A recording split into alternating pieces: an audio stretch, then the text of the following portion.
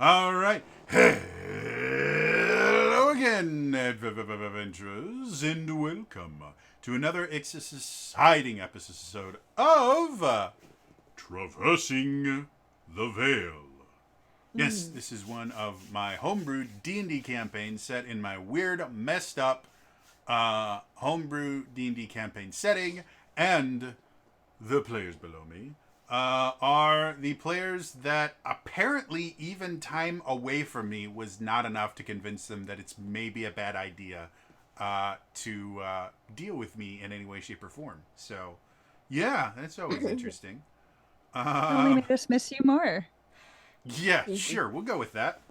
I think you also missed the fact that if we don't come back, we don't get opportunities to torture you. Well, I mean, there is that. Announcements. Over the month of December, if you hadn't guessed, I did something weird. I ran a Power Rangers RPG. It went super, super well. We had tons of fun.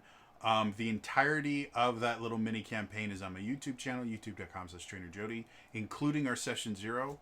So that was super fun. I plan on bringing that group together again to play sometime.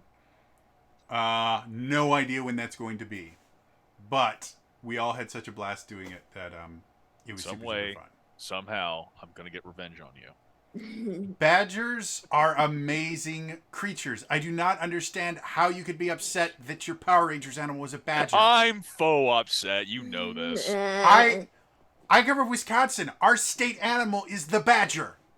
And They're awesome little creatures. That's why they throw frozen badgers on hockey rinks Now you know how during Adam hockey games. felt. They throw frozen badgers on. Yes, apparently that's a thing. Apparently, I haven't been to an Admirals game in a really long time. By the way, the Admirals are the Wisconsin hockey team. I was about to say, I don't know what their names are, but I know that's something that they do. little behind the scenes, because I've done this on social media, but when Jody went, and you're the white dragon, and you're the yellow stag, and it gets to me, and you are the blue badger. And I just immediately typed in the chat, "You black frogged me? You son of a bitch!" Not only that, isn't the Blue Badger the name of the police mascot in the Phoenix Wright series? I haven't the foggiest idea. I don't know. I was looking for animals because everything has like a heraldry theme to that. And I was looking for animals that were actually used in heraldry. And the badger is used in heraldry. It specifically denoted someone that was very protective, which is what Imp's character was. And so I'm like, oh, this is really cool. And I like badgers and things like that. I was more worried about someone being upset about being a stag. Why? Because, I mean... Cool to go stag. Well, in Wisconsin, like, we understand, like, deer and... Like, a lot of people think deer are like, oh, it's Bambi. No. Deer, especially stags, deer can kill you. Oh, yeah. Deers like, are stupid. They are super, super deadly. And they take out cars on a regular basis.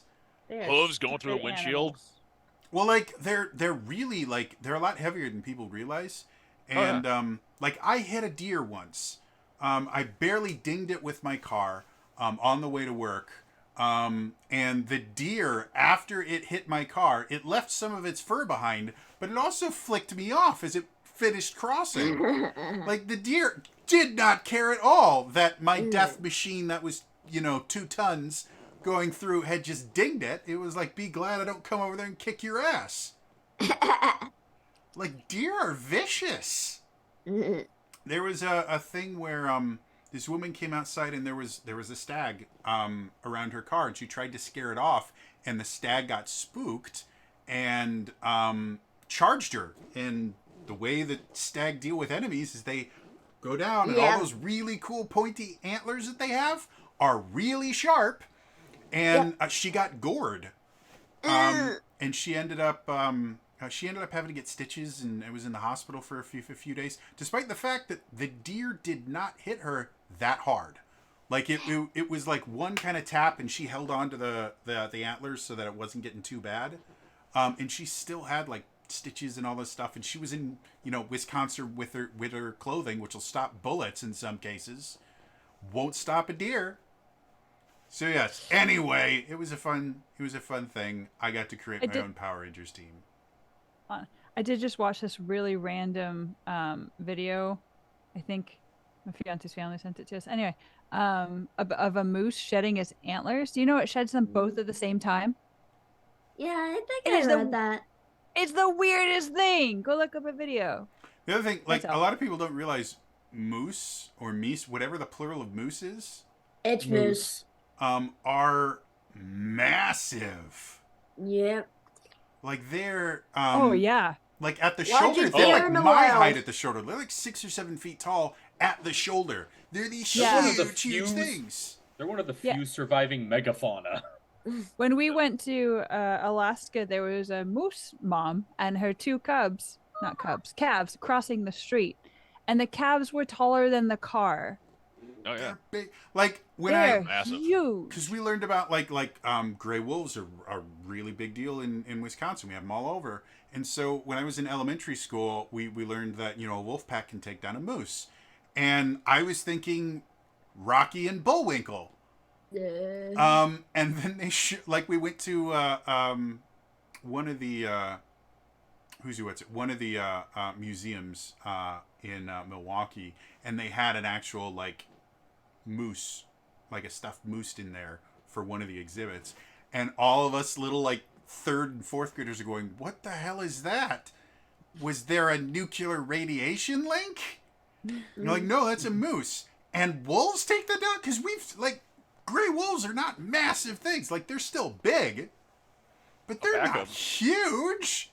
And they can take down... It's like 2 tons of animal. Dinosaur. Yeah. So, nature's scary. And badgers... never approach a badger in the wild because they will rip your face off. Yep. On today's episode of What Has Nature Been Drinking? Oh God, I watched a YouTube video about fossils that were wrong, effectively, just fossils that they had just. YouTube channel. Oh, it was great. But things like where they had thought, like originally, I think like the T-Rex they thought was quadrupedal, and it looked weird. But one of the things they found is they found the largest spider ever. They found this fossilized remains of the largest spider ever, which was like the size of a Great Dane, like really, really big. Okay, moving on.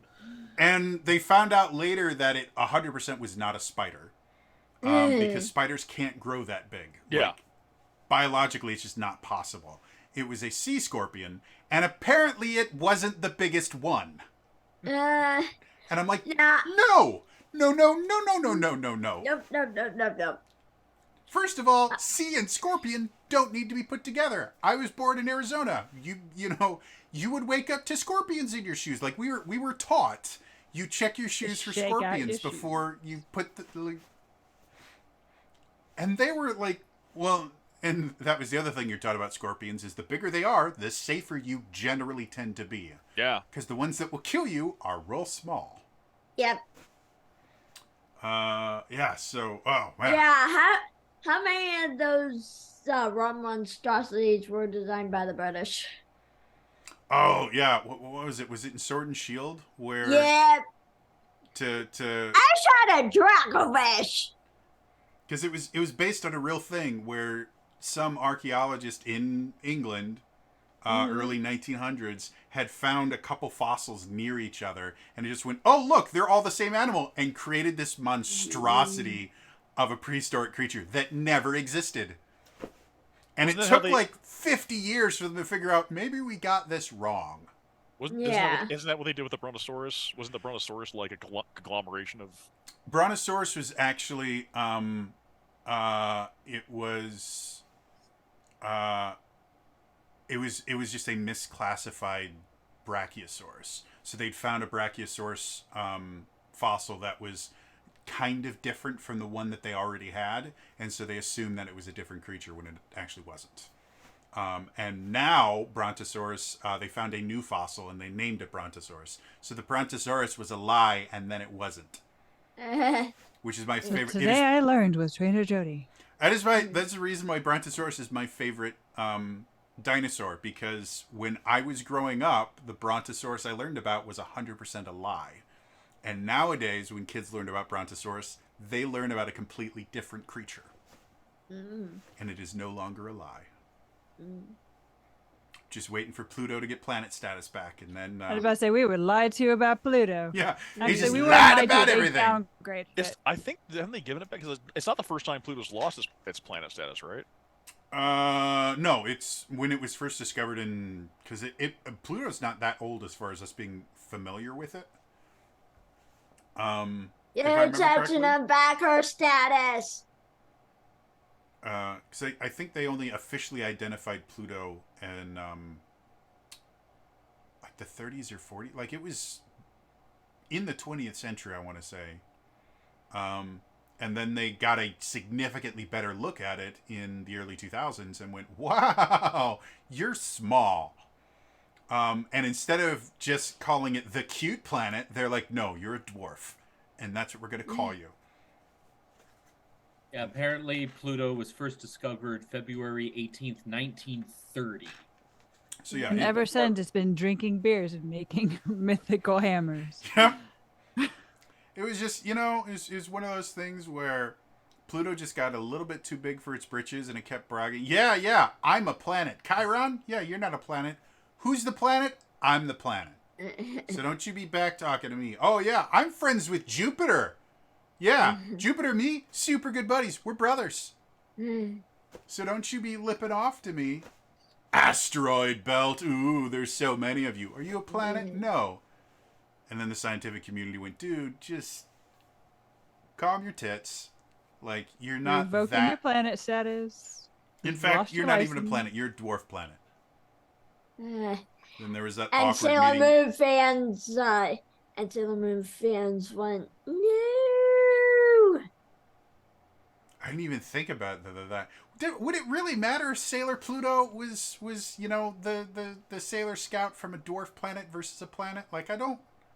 Well, there's Sailor Moon, who's not a You planet. would not say that to Pluto's face. She would obliterate anyone. Yeah. So, I mean, yeah, I don't think it really matters. Because the leader of the Sailor Scouts is from... Not even a planet. It's a satellite. And it's smaller than, I think, every other celestial body. Other than possibly Chiron. I don't know the Sailor Scouts. I don't know the Sailor Scouts. Which are the ones that are cousins, not cousins? Saturn and... Uranus and Neptune. There we go. Uranus and Neptune. Haruka and Michiru. Yeah. That's the next Essence 20 system they need to make, is need to make a Sailor Moon RPG. I'm for Ninja Turtles. They need to do Ninja Turtles. Dude, there's a crossover right now. Power Rangers crossover with TMNT. Yeah. Yep. It is yeah. amazing. Anyway, cross do you over guys a want lot. to actually play a game? Yes. Now that we're done talking. Yes, Sorry. So yeah, let's return to Traversing the Veil.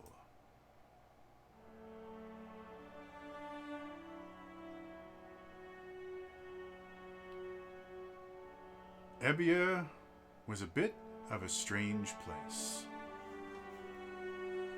When the party landed there, they were going mostly for repairs, maybe an upgrade or two. But while they were there, they were looking for work, which they found rather quickly. After clearing out some cloakers from a little local warehouse, they were approached by Anonymity, the Assassin's Guild that helped run the city. They were given the job of actually stopping an assassination. But because there is a possibility they might not succeed, Anonymity added another person, Arai, who jumped in at the last minute to ensure everything worked the way it was supposed to. And when they were finished, they got their payment, and Arai decided to stick around. However, they quickly got to meet with the Thieves Guild, realized they were caught up in something a little bit bigger than they originally thought, And after giving a little bit of information to the Thieves Guild, they suddenly got into a lot of trouble. And their contact with anonymity was shot dead on their ship as they were forced to flee. Eventually heading over to Vox's station. Is that what it is?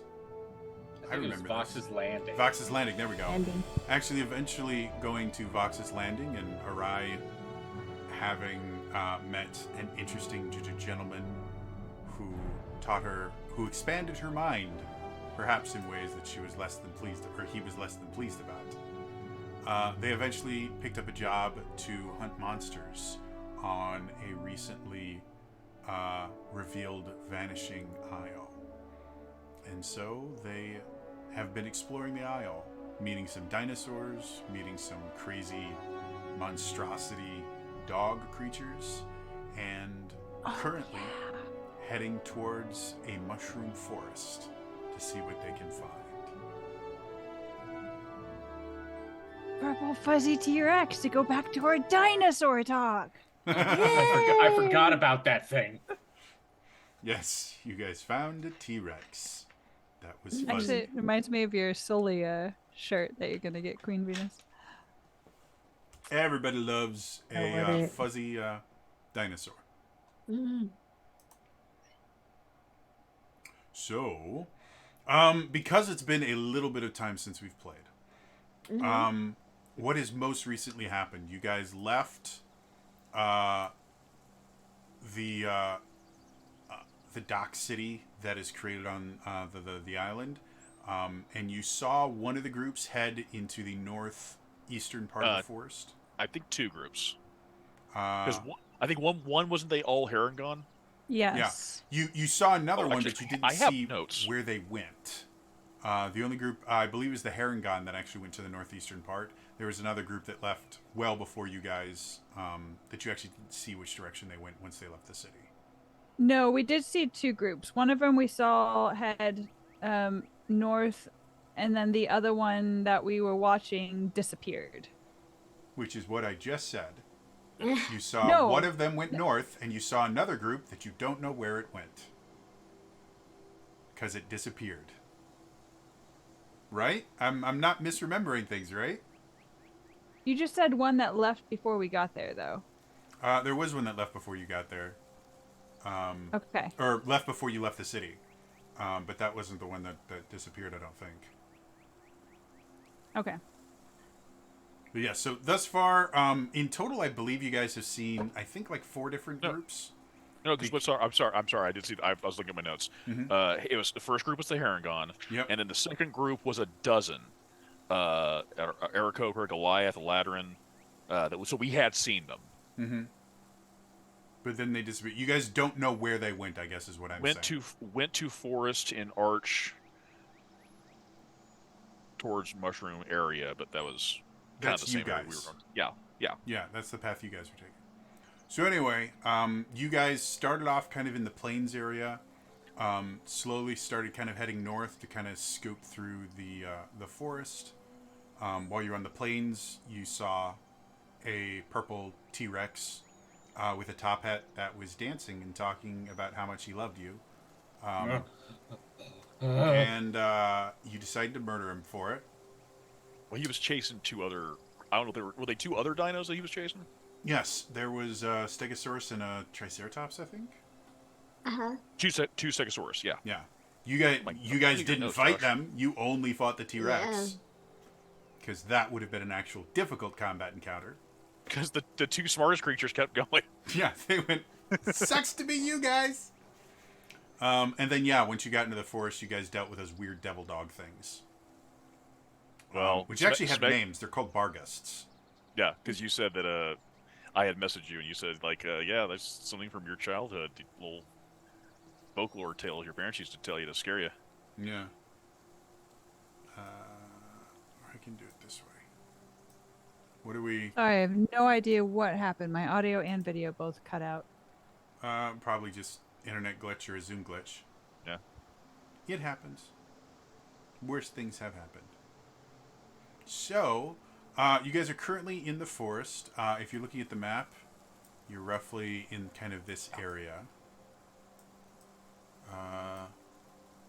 And at this point, it's getting a little bit later in the day, like probably around the time that, were you in a city, you might start looking into getting a meal. But there's still probably a good like 4 to 5 hours of daylight before it gets too dark to wander safely. So what would you all like to do? And we've collected the parts that we needed from the almost teleporting creatures. Yes, you guys. Correct. If I remember correctly, you took ears from them. I thought we took heads. Let me check. And then I thought from the T-Rex you guys took proof. I think you guys took a fang or something from the T-Rex. The T-Rex, we each took a fang, but we also took a big old tooth. One big tooth. It's an insect tooth. Mm-hmm. And I took fur. Yeah, the Bargus, we collected 4 heads. 4 heads. Oh, so you guys took heads. Okay. Because I thought, if I remember correctly, you guys also actually harvested something from the T-Rex that you were going to try and turn into armor or something. Mm-hmm. So, yeah, it's my really soft fur. Okay, so, and I'll kind of reemphasize this because of kind of the unique nature of these creatures. Again, if you want to get paid, you have to have something to prove that you killed them. But that doesn't mean you can't take other things from the creatures, because you happen to have an artificer in the party who probably can come up with some creative things to use them for. So feel free to reference another game that I run. Feel free to go full Kess on this and just collect any pieces that you guys want. So we need to start collecting bones and. I'm more than happy to let you guys get creative with how you use this, and I'm a big fan of Monster Hunter, anyways. So. Hey guys, check out this thing I found. It's an arc reactor. Ass junk. I almost thought we would turn when Venus and I were creating Crexney. I almost suggested that she go the armor artificer, and she just would have come in effectively as Iron Man. Pretty much. But then we wouldn't have had Ogon, and Yeah. Ogon. He is good boy. Yes, he is. And how would she have been able to get her furniture without having Ogon to be able to carry it? Like, Exactly. I'm not gonna pull it. By the way, guys, I heard she's shopping for tables now. Oh God. Get into another battle near furniture, please. you guys are gonna find like a rock monster or something in here, and Crexy's just gonna be like, that would make a lovely coffee table. I promise you, if it happens, there'll be an artificer that creates an IKEA in this world. Mm-hmm. Our whole ship. Watch what I can do with You guys, we We come back and it's all like Blue with a yellow Those are stripe nice on it. Oh, I like the chevrons. you guys You're going in the wrong give up direction, trying to follow the figure out arrows. anything about the veil. You guys just turn into a merchant group that travels around with things that some assembly required items that you just sell off. Oh, And you Tom- like everything here? This and is where Tom- you're gonna go find them. Put in miscellaneous bolts that you think are going to be useful. Sorry. And For some odd reason, there's a flame tongue sword in here. I don't know where that goes. Feng and Thomas shui. is just making Swedish meatballs all the time for Yeah. With toothpicks walking around. And I'm soft serve ice totally cream. game for you guys turning into creating IKEA. Like I'm totally fine with that. Cressy's would be, hey guys, watch me build a ship with an L wrench. Ah. No. It wouldn't be called a ship. It would be called a glukrin. Oh man, we got we're thinking about the glukrin, but then we saw the vushk, and I mean you really can't compare the glukrin with the vushk. And of course, you have to get the plush sharks when you build it. So anyway, like I said, it's kind of mid to late afternoon. You guys are currently in the forest, but from where you are, you can't see the edge of the forest because it's a relatively dense forest. But you know you are probably maybe half an hour to an hour away from being back on the plains again, if you wanted to go that direction. And if you guys wanted to push forward, you think you could probably get to the edge of the mushroom forest by nightfall. So what would you all like to do? Okay, about that. So question, are we wanting to push on or are we wanting to go back the next morning? What time is it right now outside again? Mid to late afternoon, so probably like 4-ish, 5 o'clock. The early bird special, like you guys can see the signs for the early bird special starting to go up. I personally think it might be time to head back and get some rest. Yeah. I would say you guys are far enough out that you would not be able to get back to the city before nightfall. You probably have an hour or two of night travel to be able to get back into the city. Yeah, so we'd have either the option of risking it, trying to get back to the city, or we would camp out here.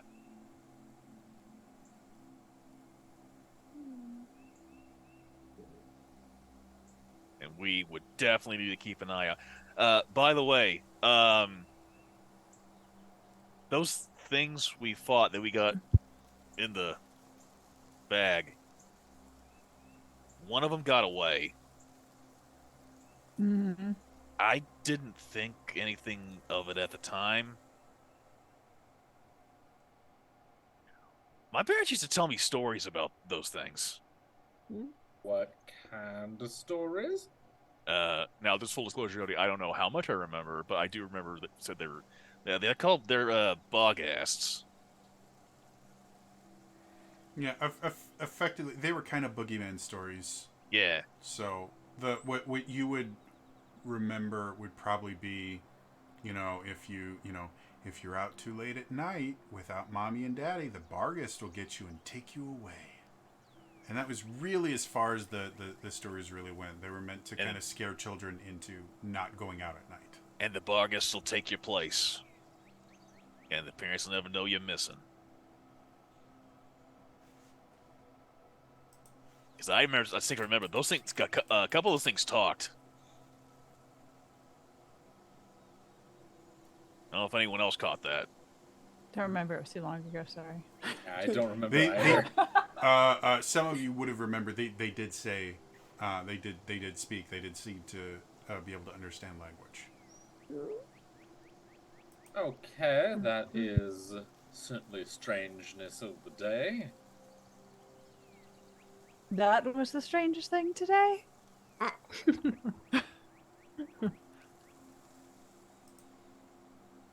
Well, So I'll go get the furniture. Let's camp. All right. All right. Thank God. Other thing I should point out, I should definitely learn to pace myself because wow, I really spent everything. I got really hyped up on that dinosaur fight and then those friggin' monsters. So, Yeah.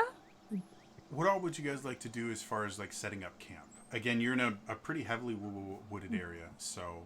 Do we want to set up camp here, or do we want to try and push to the mushrooms? Well, we know what's in this forest. We don't know what's in the mushrooms. Well, I mean, kind of do, but fair.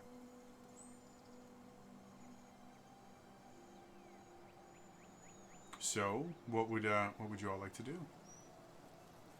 I would Camp say now. let's Stay camp here. here. Yeah, let's stay here. All right. All right. Maybe they're the sleepy time mushrooms.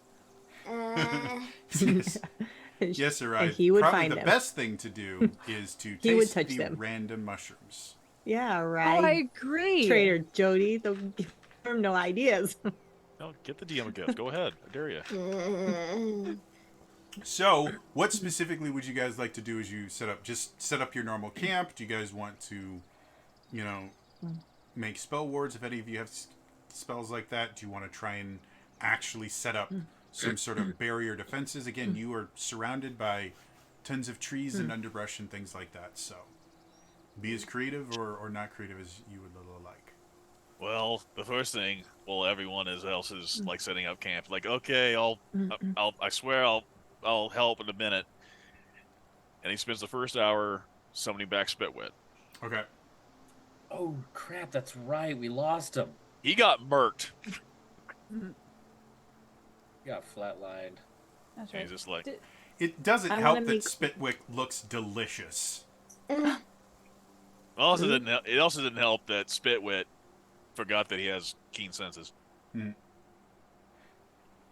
So, after the ritual is done, don't blame me. You were on watch out. I'm sorry it keeps happening, but this is not my fault this time. Spitwick just keeps sending pictures of you sleeping and him sneaking up on you and doing various things to you while you sleep. One mental image. Yeah. Imagine you start seeing like Tiamat shows up in one of these image barrages. Another one, the entire camp burns down. Like he seems to be less than pleased that he keeps dying. I'm less than pleased to keep dying, buddy. You're expensive to bring back. That's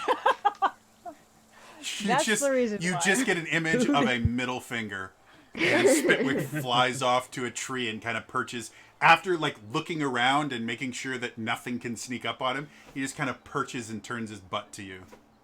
It's 10 gold every time, and you're worth it, you friggin' diva. Shakes its tail at you. What would the rest of you like to do while he's arguing with his familiar? I want to set up a warning system somewhere like around us. Okay.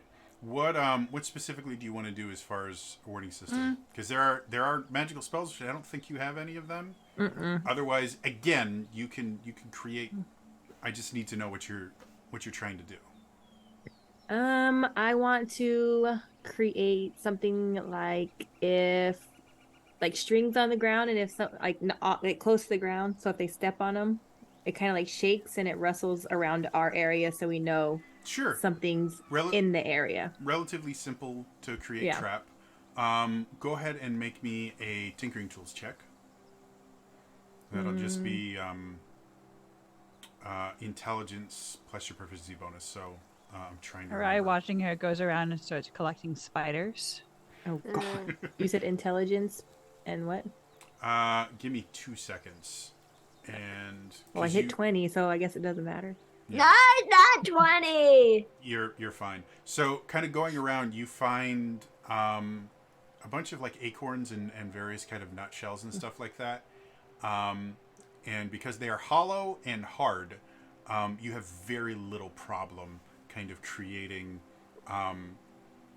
things that will make a decent amount of sound if anyone steps. And setting the traps themselves is, for you specifically, is kind of simple. Like you have no problem. It does take you the better part of probably about 2.5 hours to be able to set everything up. How close are we to the bodies? How close did you guys want to be when you set up camp? We can move away from them. That way we don't encourage predators. Yeah, that's what I was about to say. I can either move them away, or do we want to head towards the water, excuse me, or what would you guys like to do in that regards? Predators might be going for all that newly killed meat over there, but they also might be thirsty, so watering hole may not be a good idea. Firstly, if we can get like a nice middle space between the two, we can keep an eye on both just in case. I'm worried about something dragging us into the water. That's just my that was just my concern. I mean, that's also fair. very, very valid. While this is all going on, Reggie is going to be just with an eye on everyone else. He's going to be walking a bit of ways from everyone and just gathering up all manners of sticks, branches, and smallish logs. Possibly get some firewood going. And Smegwick will eventually, when he's done summoning the diva, he will coordinate along with Prexy's plan, and he will also do the ritual casting of alarm for the area that they will be settling down into. Awesome. And Crexney, I created a Tinkering Tools check for you on your character sheet, so now you can just click on the Tinkering Tools. What is that under? It's under your skills. It's at the very bottom. It'll say Tinkering Tools on your character sheet.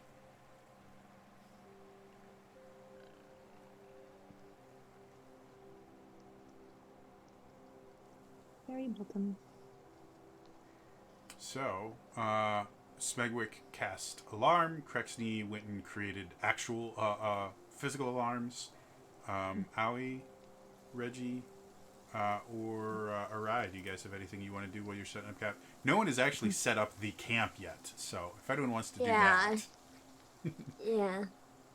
Protection's more important. Yeah. I mean, it's a valid point. If we know where we're going to be sleeping. So, Arai, Owie, Reggie, what you guys want to do for camping? I will set up stuff. Okay. Yeah. Yes, definitely Uh, make sure I the, busy. the creatures are I far away from us. I will get the fire going. Okay. With all of you, your full camp is kind of set up within about 2.5 to 3 hours. So by the time everything is set up and all the alarms and traps and everything are set, the sun at this point, or the sky, because there isn't technically a sun in the elemental plane of air, but the sky has changed from the kind of whitish blue that it normally is to a deep kind of orange and red that you would normally see in like a sunset.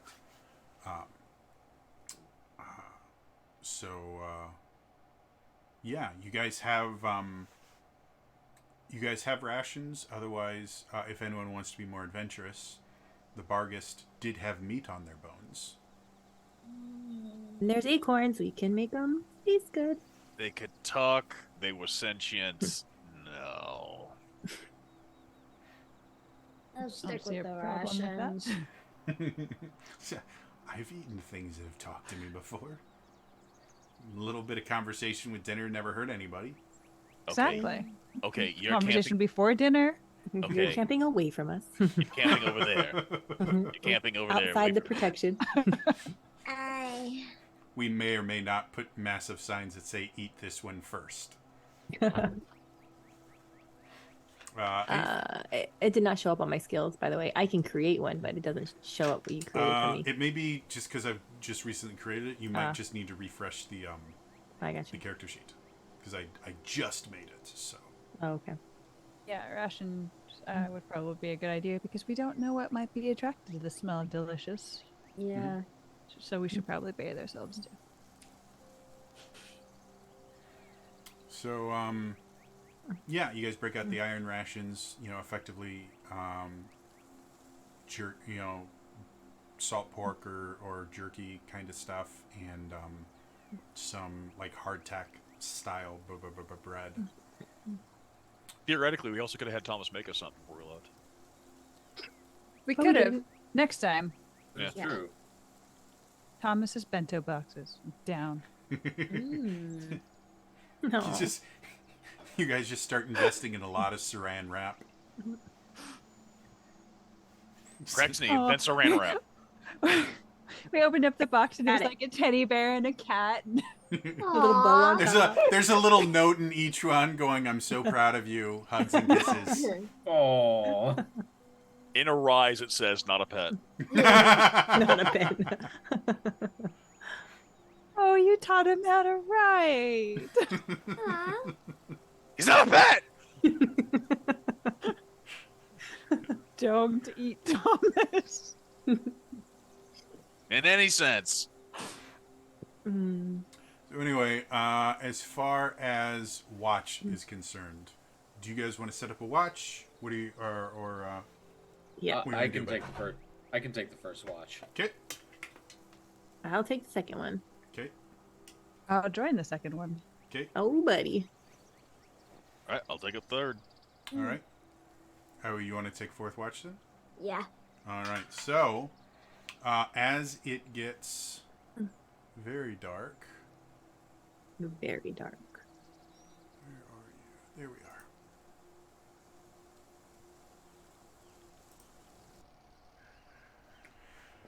So as it gets very dark and the sky goes from that kind of burnt orange sienna style to dipping into deep indigos to a purely black sky with various kind of pinpricks of light that are used kind of the same way that constellations are, but they don't depict stars. They're just little bits of light in the changing horizon. Reggie, why don't you go ahead and make me a perception check? Oh boy. That's a 9. Okay. So, as the night goes on, Reggie, you're kind of dealing with some of the repercussions of some of the information you found in Ebia and trying to kind of deal with all that in your mind. And you are so focused on that you don't really do your watch very effectively. And it actually kind of surprises you when you hear the sound of acorns and things knocking against each other. The rest of you, go ahead and roll me perception checks with disadvantage since you're all asleep. Oh, God. Sorry, y'all. The traps are set far enough that something that would set them off would not be close enough to attack you. 20 and 21. Okay. Aoi? 5. Okay. Smegwick? Lowest is 19. 19, cool. You want me to roll for Spitwit? Sure. Oh. Okay. Wait a sec. I got an 8. Okay. And then... I don't know why I have 2. You don't know why you have to what? I have 2 numbers. Oh. 12. You rolled with disadvantage? Yeah, you clicked this. Yeah. You were supposed to roll with disadvantage, so... Yes, but everyone else only shows 1 numbers. Oh, because you double clicked your dice on it and it'll roll 2. It's okay. You just rolled twice. All right. Well, pick the number you like better. Preferably the lower one. I was about to say, I like the 24, but I think it's 12. 12. Okay, so Arai and Aoi, you guys are not woken up by that. And then, Smegwick, did you get a number? 19. 19. Yeah. I'm sorry, 19 for me, 9 for Spitwit. So Spidwick still dreaming. Smegwick, however, you hear something ruffle, and it doesn't immediately kind of make you like sit up or anything. You realize you're awake and you heard something strange. Crexney, on the other hand, you are instantly awake because you recognize the sound. And Reggie, you would have recognized the sound as soon as it happened. Get up my short bow. Okay. Would the alarm have gone off? It's the creature's actually not close enough to trip the alarm spell yet. Oh. Because mine is on the outside. Yeah. So I got would have yours. assumed that you guys would have kind of communicated and set up for like basically 2 warning systems since you systems. have 2 of them. Ah. Because So, my area covers a 20-foot cube. yeah. For And alarm. lines. So I put mine on right now. So Reggie, as you kind of look out, why don't Reggie and Crexney, you guys both give me perception checks? So I can see at night. So is it where I get to roll with advantage? No, that means you don't roll with Okay. disadvantage.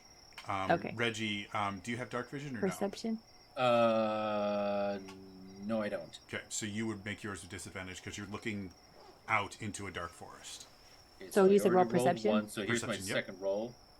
Second roll is an 8. Okay, You said just roll once or Yep. with advantage? yours Okay, is just a 14. flat roll.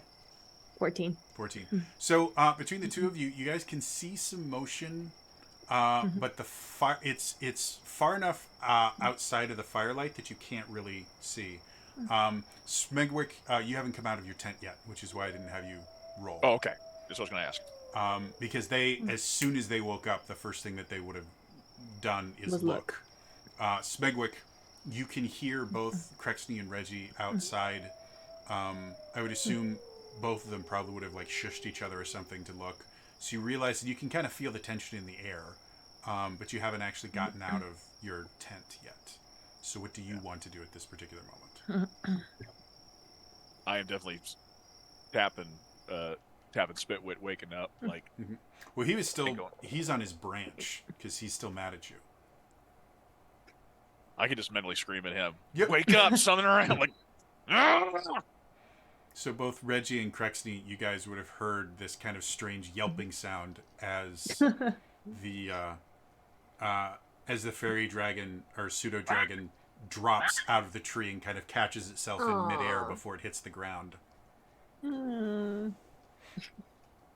Kind of, you could see it just staring daggers as Smegwick kind of pokes his head out of the tent. Because I don't want to like admonish the ground. Like I just mentally think, I'm sorry. Do you want to get eaten again? Very quickly, kind of perches himself on your shoulder, makes himself look big. I'm very proud you didn't go hide in the tent. Uh, He goes to the tent. so as you come out, you can go ahead and make me a perception check. And like I said, if you don't have dark vision, it'd be made with disadvantage. I have dark vision. Have I been awoken?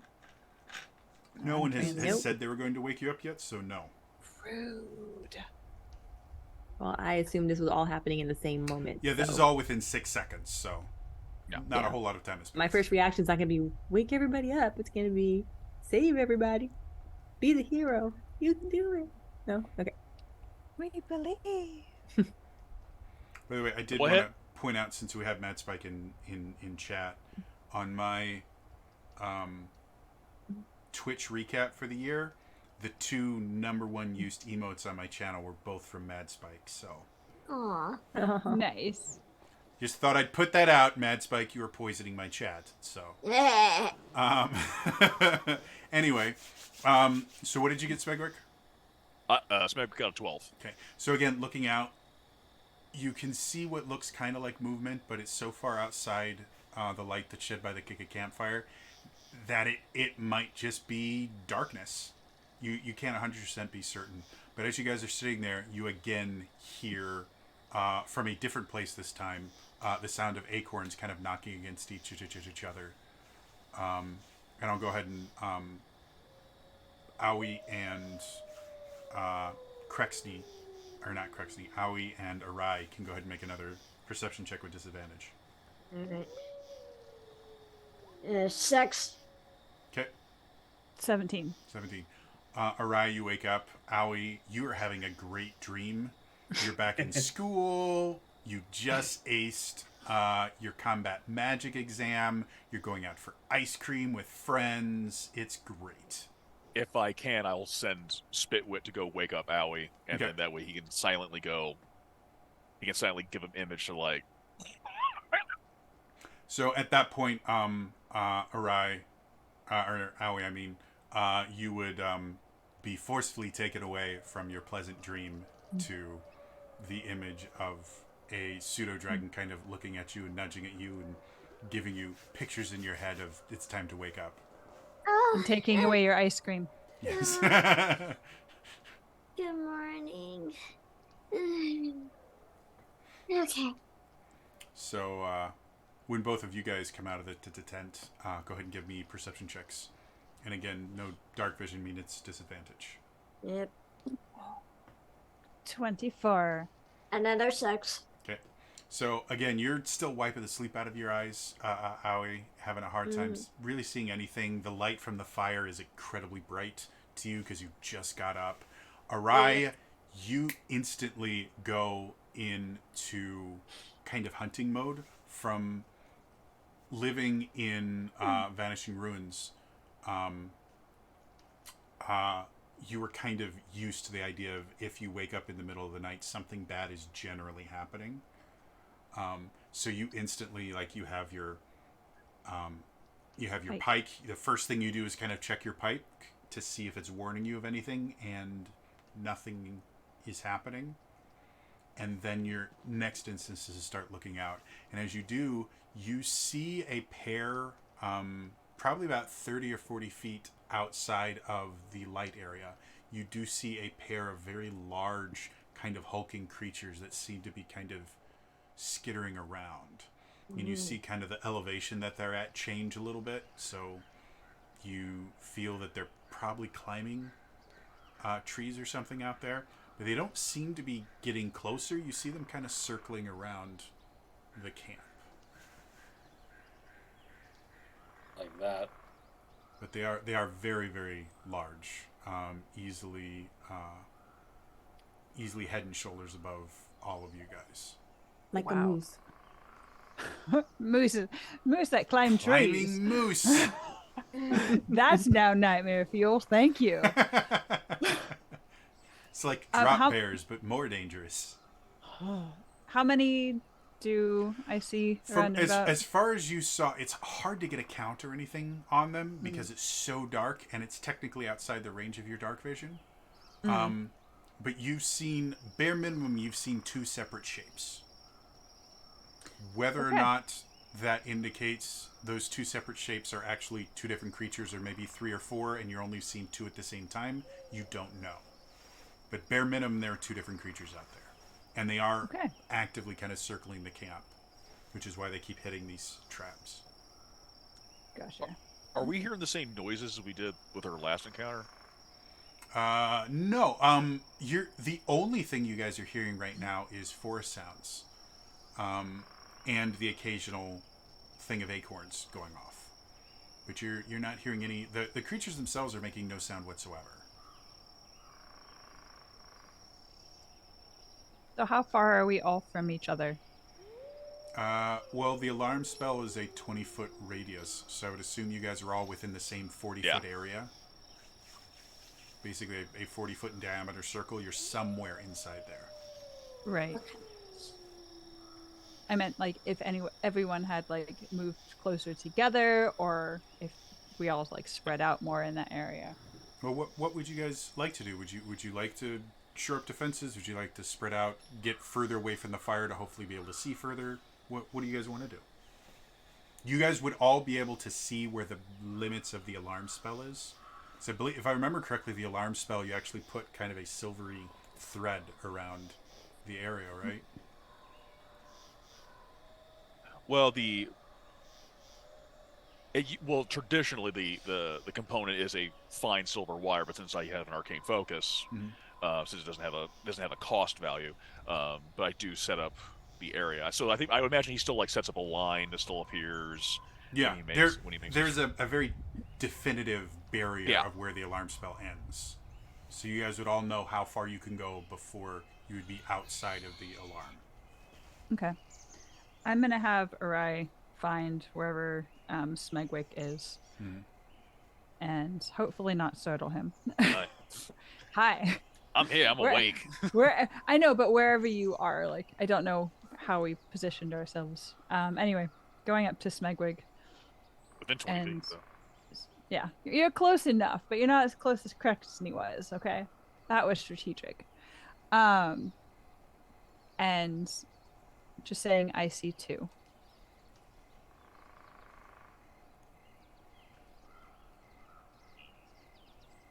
Do you see them? Right. I heard some, but I haven't really been able to spot them. Okay, I'm going to describe what I saw. Okay.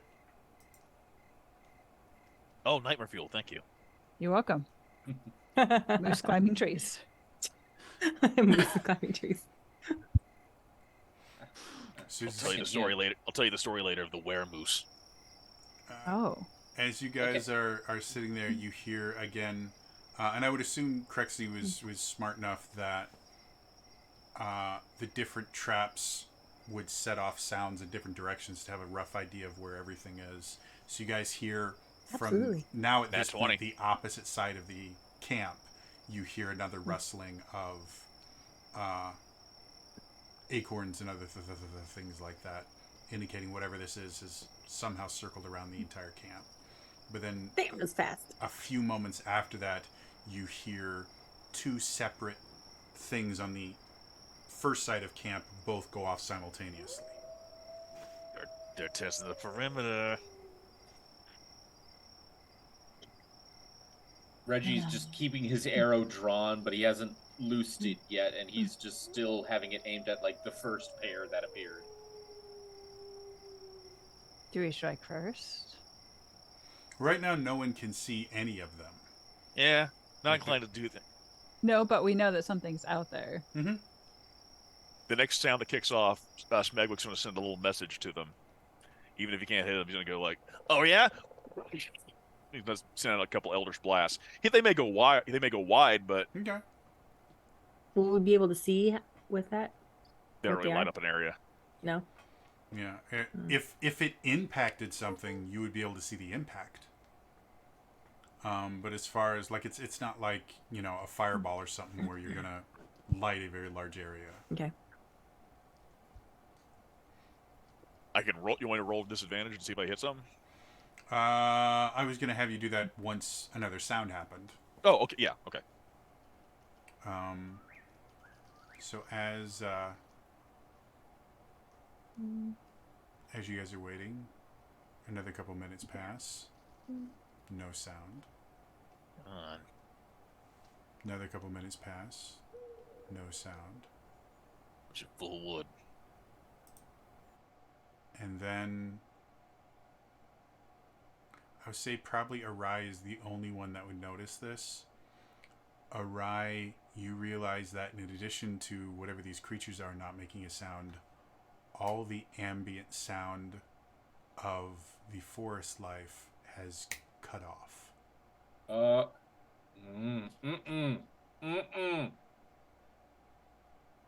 Do any of us recognize if there's a spell being cast?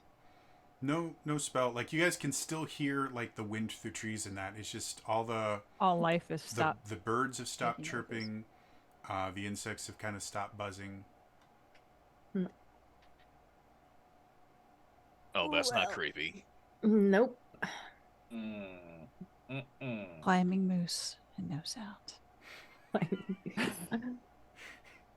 really love. I mean, When they you can't guys be see in these creatures, it's gonna be great. But up until that point, It's not a moose. It's not a moose. Smegwig, relatively close to you, you hear another thing go off. And I'm gonna have you start by just choosing even or odd for me. Oh gosh. Odd. All right. You see some movement, and instinctively you fire off your Eldritch blasts. Go ahead and roll with disadvantage on your various blasts. I think you're Shot. 2 of them now. Yep. Okay. Actually, that's a good point. I will always check because that's a good idea. Yeah, I don't get 3 until 11. Okay. Disadvantage on the first shot. 17. And the second one. Oh, wait. 14. 17 and 14. Both of those hit. Ah, Go ahead and roll damage for me, and I'd like everyone else to go ahead and roll initiative for me. all right. Hmm. Really? Really? Got 22. Okay. Allie, 5. you're rolling like me. Yeah, I know. I rolled a nat 1. To be fair, I'm not very good with perception. Smegwick? Well, this is You want the- initiative, not perception. Yeah, Yeah, I know what okay. the nat 1 was initiative. Okay. Do you want the damage or do you want the initiative? Hold the damage for a second. Let me get Okay. initiative first. Initiative's and then 9. 9, okay, and then Reggie. initiative. 19. 19, cool. I'm 18. And I'm 22, so I better. Yeah, for those of you that roll in D&D Beyond, because I built the encounter in D&D Beyond, it automatically puts your initiative in for me. So that's why I forgot to ask for yours, Arai, because I'd already seen it was an 18. Okay. perfect. Oh, you want us to roll in roll 20? You can if you want to. It doesn't matter. I'm just roll 20 will automatically put it into the initiative counter for me is all. I just have the add-on that puts it all into roll 20 too. So. Yeah, there's cool well. stuff you can get. So damage, Smegwick. Damage total is 17. Do you need them separately or altogether? No, that works perfect. Okay.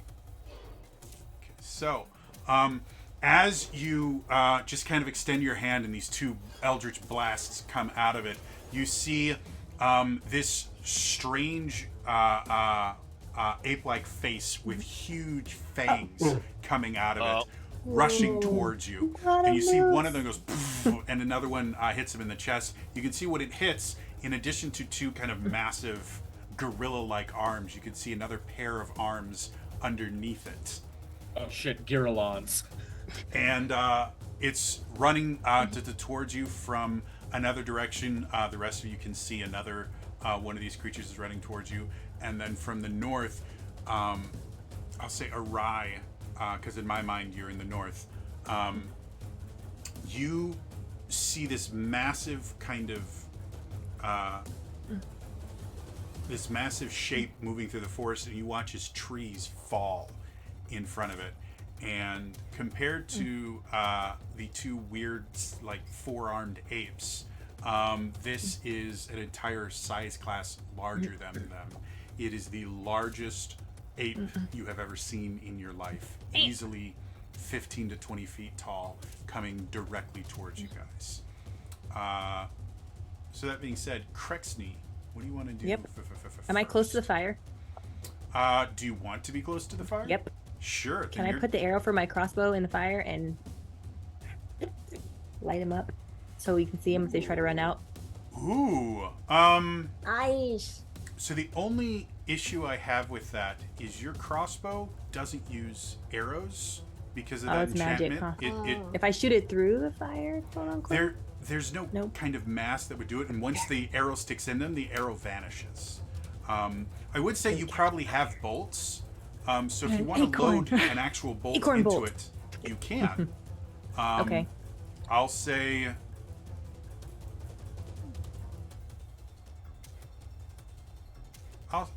I'll call that your object interaction for the turn, so that's free. You can put the bolt on, and you can try and light it on fire. These bolts are not designed to be on fire, so they probably won't mark it for too long, but at least for a few turns, if you can hit it, it'll have a little fire thing on it.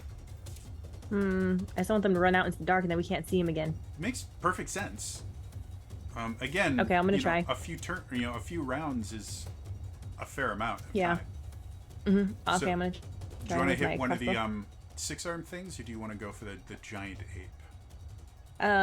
6-armed things. Wait, are the 6-armed things furry? Will they catch fire? They have fur. Okay, yep, let's do it. 6-armed things. Go for it. Go ahead and make me an attack roll. 20? 20 does hit. Go ahead and roll damage for the 4. What's it? Right, so 4 damage. And I'm gonna let you choose. Do you want to hit the one that Smegwick already hit, or do you want to hit the other one? Which one would technically be closest to me? I guess 'cause I don't know where I'm at, so I kind of saw you and Smegwick as on opposite sides of the camp. Then I'm So- hitting the other one. Okay. I'm hitting whatever's closest to me. All right, so we'll do 4. As you fire off the bolt, the bolt itself is kind of caught on fire, and you do notice that your hand crossbow has been scorched a little bit from having it. So you think if you do that too many other times, you might Sure. damage the crossbow. Got it. But as it sticks into the fur, you hear it kind of howl in pain, and the fur itself doesn't catch fire or anything, but it does have this little torch on it effectively. That it doesn't seem to be able to reach with any of its 6 arms. So one of Okay. them is now kind of marked. One of them cannot get away. Okay. I get 2 shots. Yes, right. you do. Do they have to be at the same target? Nope. You can aim at whatever you want.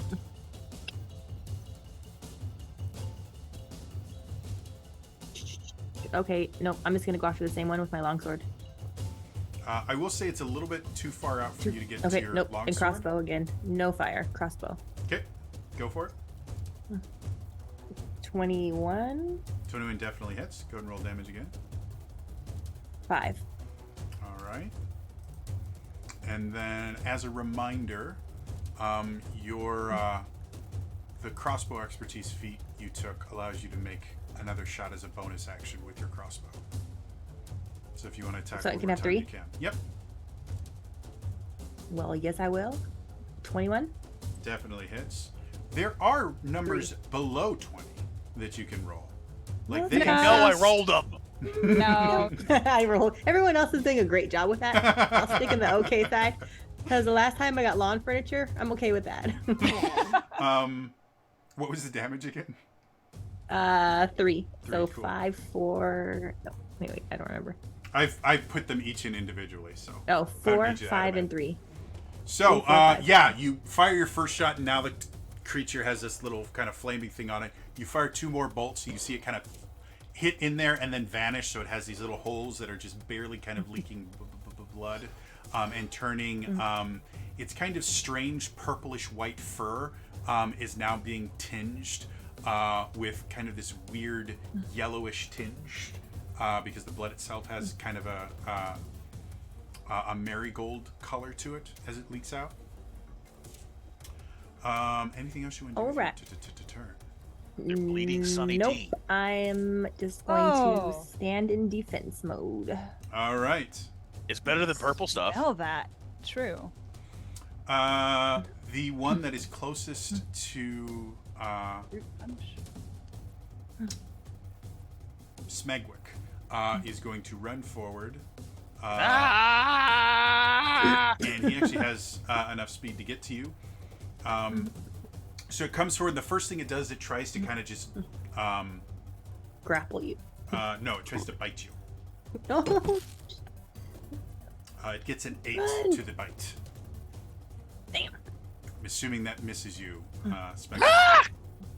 So it comes forward and goes, and as it bites down, you just kind of duck under. And then all 4 of its hands, you can now see that it's close enough. All of them have these wicked-looking claws at the tips of them, and all 4 of them start raking at you. Oh God. So I'm just going to do it this way. How many swipes are you taking at me? Total He has of 6 5, hands. 1 bite and 4 claws. Oh shit. Jesus! So, No!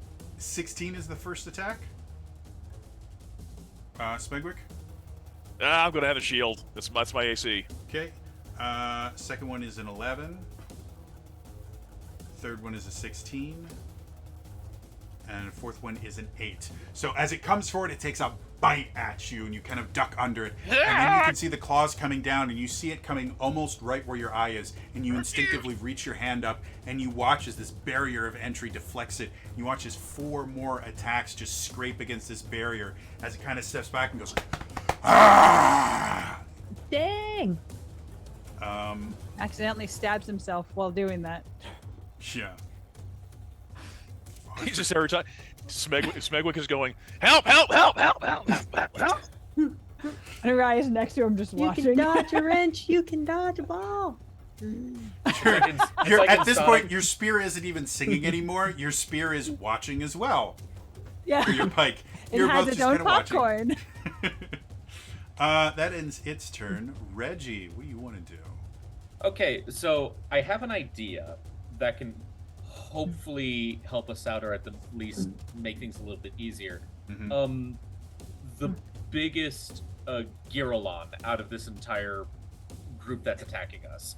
Well, there are 2 Octopusy Girolons and then 1 thingies and giant 1 ape.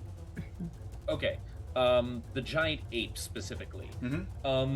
Is it what is its size compared to the T-Rex creature that we met earlier? Is it bigger? Is it smaller? Is it around roughly the same size? It is size classification is a huge creature. So it takes up the same amount of space that the T-Rex did. Okay. So again, roughly about 20-ish feet tall. Like it's a big creature. Okay. I'm gonna How see far if away is maybe it? It's just outside. It's fine. It's just outside the. It's about 10-15 feet outside the light. Okay. Okay.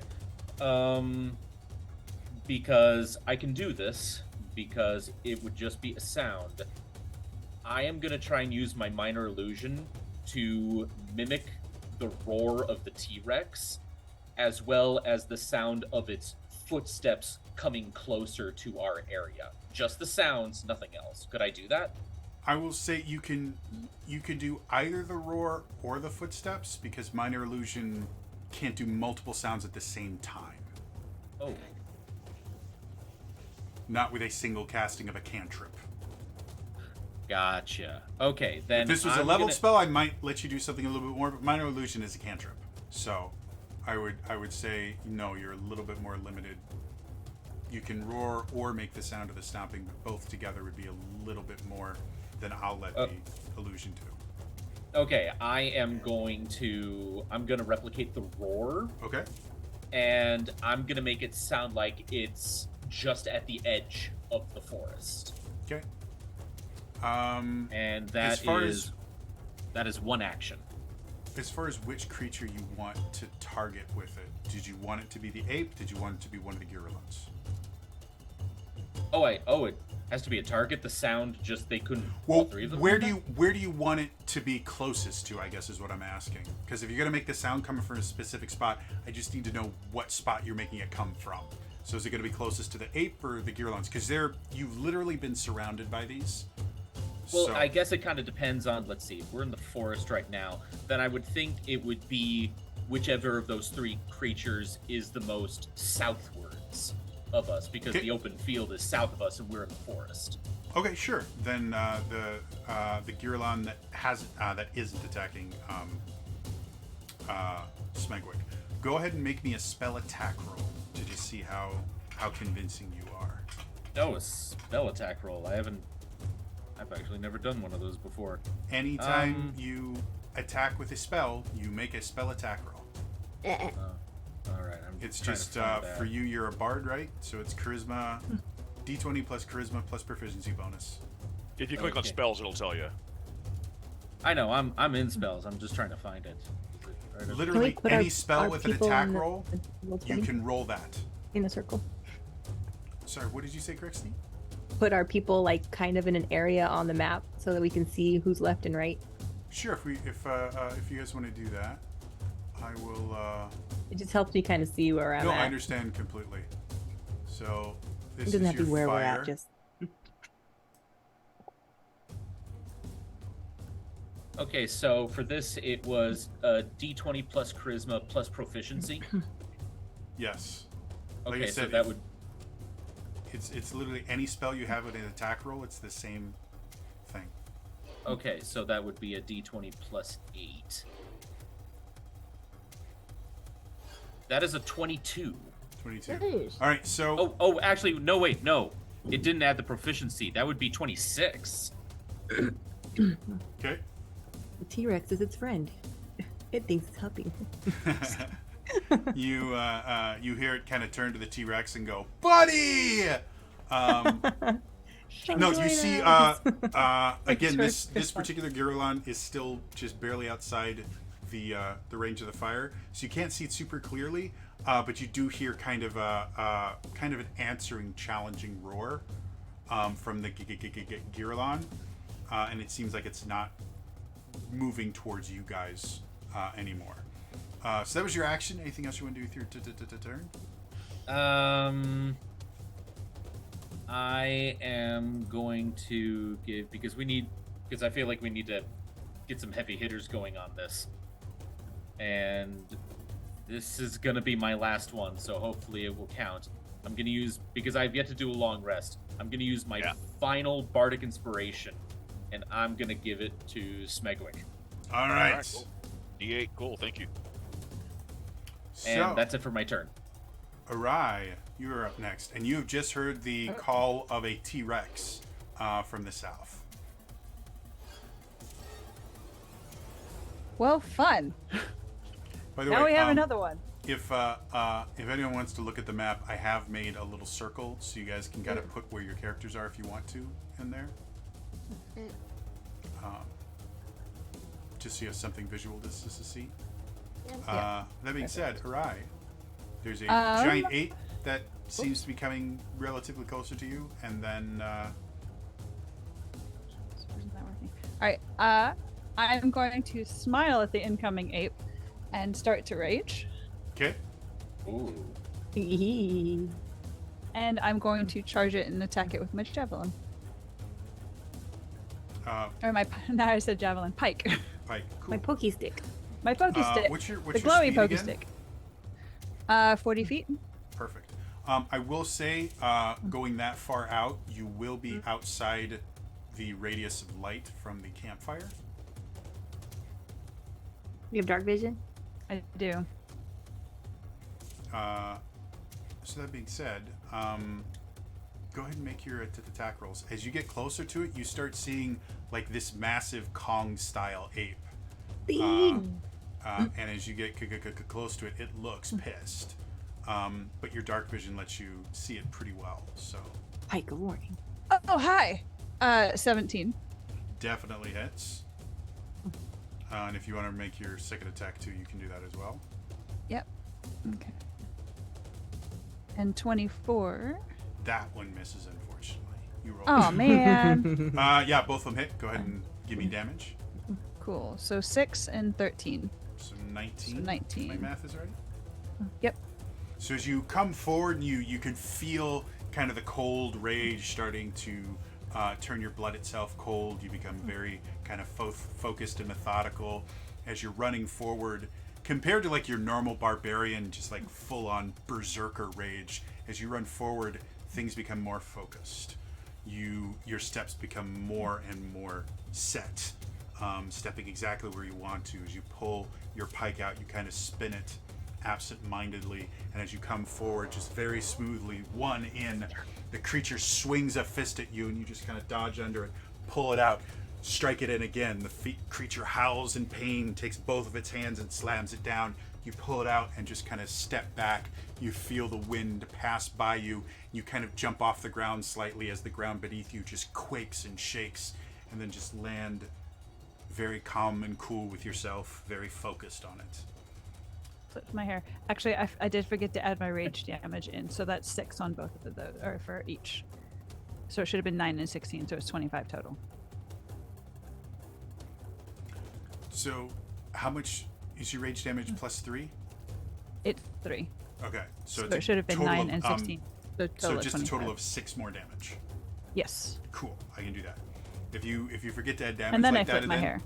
just because Yeah. of how I track it, if you just tell me the extra damage you cause, I can just put that in. Okay, perfect. Cool, and then you flip your hair. The ape, as much as you have just put 2 holes in it, and again, as you pull your pike out, again, it's this weird kind of marigold. It's the consistency of blood. Oh! But It does. It does. My wild magic. Thank you for reminding me. and then you also get to do nonsense. We can't forget Yes. the nonsense. I know, that's the best part. It's been so long. Hold I'm its sorry. nose hair. It's fine. I just Oh, remember there's because no such- we got some rounds. stuff last time. Oh, that's right, we did. Let's see. Let me bring that back up. Do. So maybe we Yeah. hope we're going to get the same I thing think you again. have to roll on a table to find out what happens. Yeah, it's a D. There it is. No. Why am I clicking away from the thing? All right. Is it? It's been like a month and a half, guys. Yeah. It's been a while. It is. It's D8. been a while. Cool. Give everyone a while. little bit of a break. It's been a while. So shadowy tendrils come out. So let's see. Has to take a Constitution saving throw or take 1d12 of necrotic damage. I also get 1d12 of temporary hit points. So the giant ape that I'm currently fighting. What kind of save did you said it needed to make? Constitution. Con. Okay. It's a 16. 7. Why? isn't So that what's working? your save DC for that?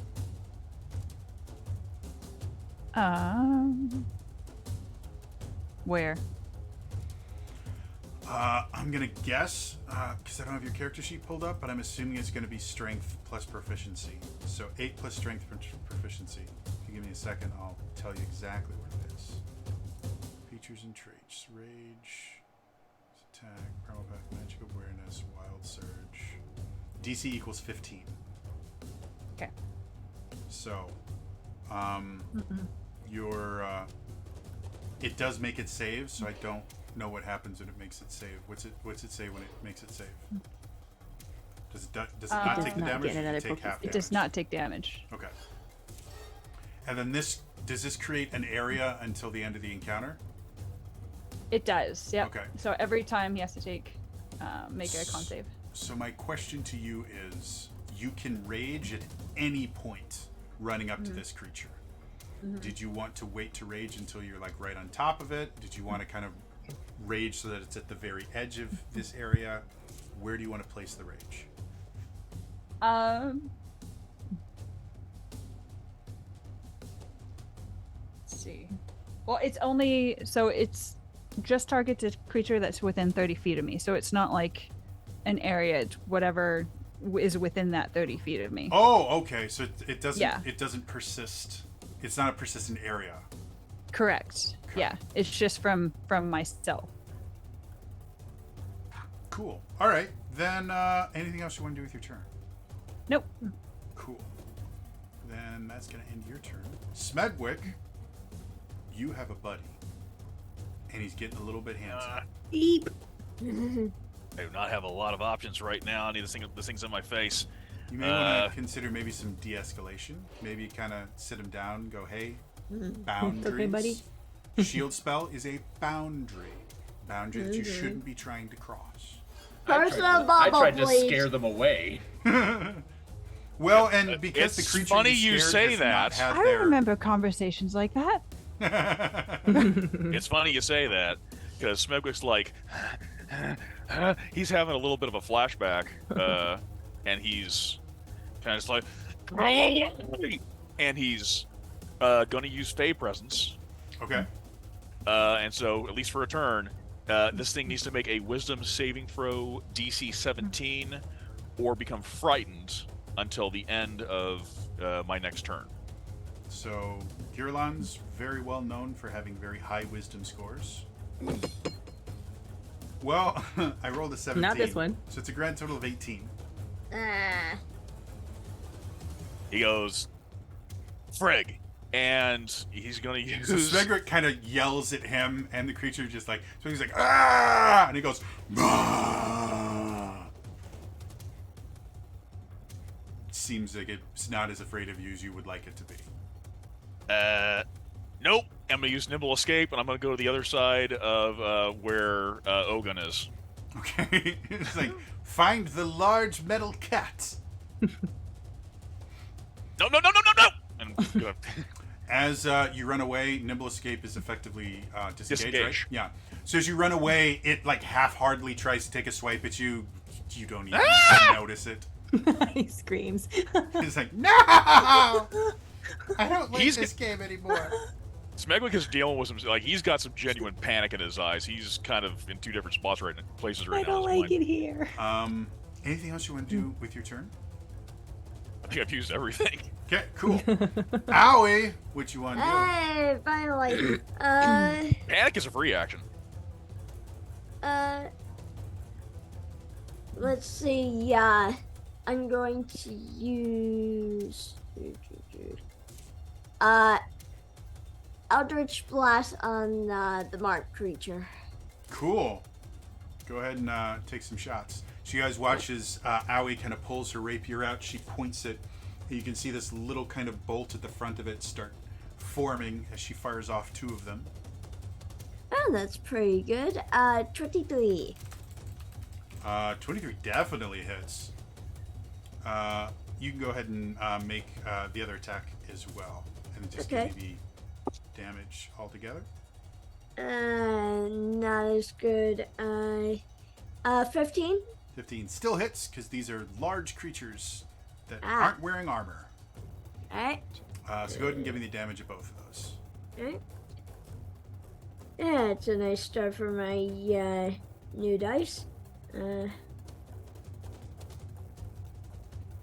And that's very good. 12 points of force damage total. All right. So again, Owie pulls out her rapier and she thrusts once, and this kind of spectral rapier flies off and strikes the creature and kind of explodes. And then she thrusts again, and another one comes and explodes on the creature. It's kind of howling in anger, but seems to be kind of preoccupied, to be perfectly honest.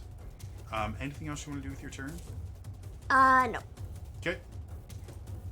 The Hey, creature's- chat, did you know if you're watching live, you can affect the show? Yeah.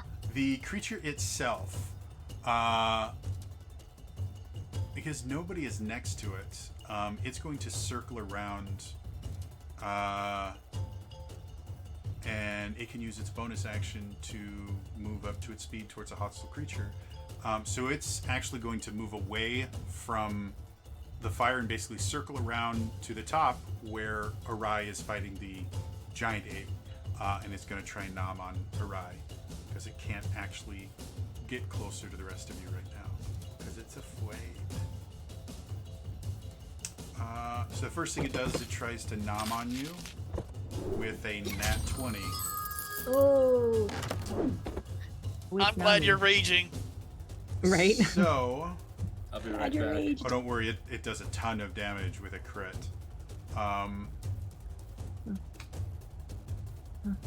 10 points of piercing damage, halved to 5 because you're raging.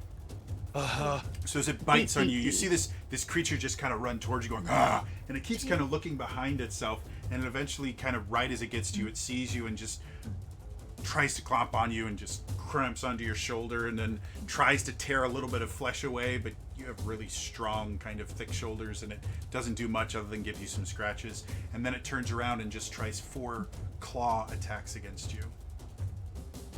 So that is 15, Hits. 16, Hits. 18, Hits. 8. Does not hit. It's finally going down. So each one of them does 7 points of slashing damage, Dang. which is halved to 3 Fucking 21. So because you roll 9? down. So grand total 9 damage from all 3 of Okay. them. Okay. So 3 of them just and you can feel like scratches forming across your back, and you finally kind of twist out of the way and one of them misses. Yeah, that ends its turn. Lower next time. The giant ape itself has just decided that you would look a lot better if you were a lot flatter. So it's going to just slam both of its fists on you. So the Dang. first one is a math is hard 15, Hits. and the second one is a 14. Meets. Okay. So each one of those is 22 points of bludgeoning damage, which is half to 11. So 2 of that would be 22 total. 22. Yep. So the creature just boom slams you once, and you kind of get knocked up against a tree. It slams you, and you get kind of knocked into the ground, but you kind of stand up again, and it still looks pissed at you.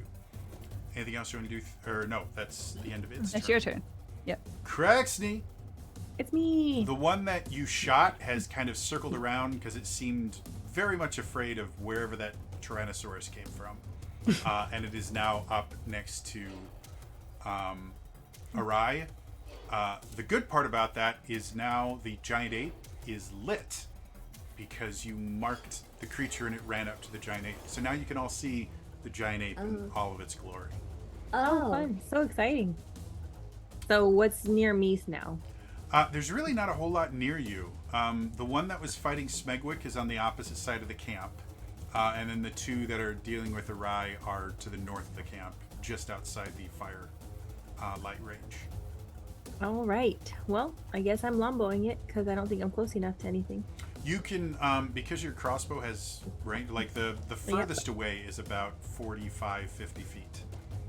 Oh yeah, so So crossbow it they're- is. both of them are within your range. All right, then I'm going to help Arai with which one's hurting you? The ape. Well, Both of of are. them. Which one Which hurt one's more? hurting you the Which one's hurting you the mostest? The ape. All right, going for the ape. Okay. Leave my friend alone. As a quick reminder, I believe you have the sharpshooter feat. Yes. So one of the special things you can do if you would like is before you make the attack roll, you can call it a sharpshooter attack. And what that does is you subtract 5 from your attack roll, and if it still hits, you do plus 10 damage. Let's try it because I get Okay. 2 shots anyway. So. Yep. So go ahead and make your first shot, and then after you roll it, just subtract 5 from the total. Okay. Nope. That sucked. Definitely a 2. Okay. So the first one goes a little bit wide. You still have another attack and a bonus Yep. action attack if you'd like. All right. Yeah, can I do it more than once? A sharpshooter? Yeah. Anytime you want to use sharpshooter, you just have to let me know before you roll the attack. This is a sharpshooter. All right, we're gonna Just try yell, one more sharpshooter. Sharpshooter! Go for it. Come on! Nope. Dang it! 13. So Okay, does so not another one like goes kind of sharpshooting, so no goes sharpshooting. wide a little bit. all right, regular shot. No. I missed all of them. I hit all the long furniture again. Well, you have noticed that the wood in these trees you think would look just wonderful Beautiful. as like a side table. Well, don't tempt me. I'm almost there. Crossbows coming Real out. quick from Mad Spike, cure wounds just on a knows rye. 1d8 1d8 plus whiz. So we'll just Yay! call I that. don't have anything +5. wisdom, so. Oh, thank you. No, it will be Mad Spike's wisdom. So we're gonna say that Mad Spike has a 20 wisdom. So go I ahead and appreciate that. Yes, roll he a does d8, too. add 5 to that. 5 plus 5. Thank you, my spike. All right, so you feel kind of a divine intervention as some of your wounds start to kind of close.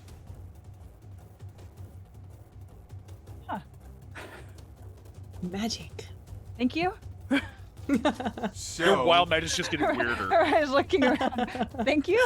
that being said, the Girlon that was real good buddies with Spengwick is looking for a new target. And it is between Reggie, Smegwick, Owie, and Crexney. So we're going to use a D4 to figure out who he's going to try and nom on. Crexney, he's going to run straight I was about to say, I vote me. towards you. I'm taking that longbow. Longsword. Ooh, not yet. So as he gets close, he's going to try and take a bite out of crime. Can I shield? Ogun can help you. Oh, God. Oh, Ogun can help me. Can Ogun bite his arm off? Just rip it and throw it? No. I'm not strong. If I remember correctly, Ogun has a reaction that allows him to impose disadvantage on a single attack roll. Ooh, yeah. So if you if at any point you want to use that reaction, you only get one of those per round. Okay. But I'm assuming Ogun is right next to you. Yep. Which is the only thing he needs is he needs to be within 5 feet of the creature. So if you want to impose disadvantage to roll, you just have to let me know. Okay. Before I technically it should be before I make the roll, but you can't know that. So before I quote unquote resolve a roll, before I tell you you take this much damage. Does that make sense? Okay. Yep. So Ogun's coming. I'm just telling you right now. He's All gonna right, protect so me. for the At least on bite, one. he's going to make the bite with disadvantage. Now you know why I came over to Ogun. 18 is the attack roll. Does 18 hit your armor class, Crexney? My armor class is 13. 13. If I have on studded armor, it doesn't do nothing, right? The studded armor is already factored into your Yeah. armor Oh, so yeah, class. 13. Then yes, it hits. So you take 7 points of piercing damage as it kind of bites onto you. And then it's going to try and claw you 4 times. So All right. first one is an 18. Yep. Second one is a nat 1. Third one, I lost the die. Yep. Third That one. That Nat one 1. counts. is that a counts. 13. And then the If it fourth is the one same as it? is a 13. Yeah, if it matches, it still hits. Beats it, Okay. beats it. So they all So, hit. 3 of the 4, Except- because one of them was a nat 1. So each one is 7 slashing damage. That's a total of 21 slashing damage from all 3 claws. My bunny friend.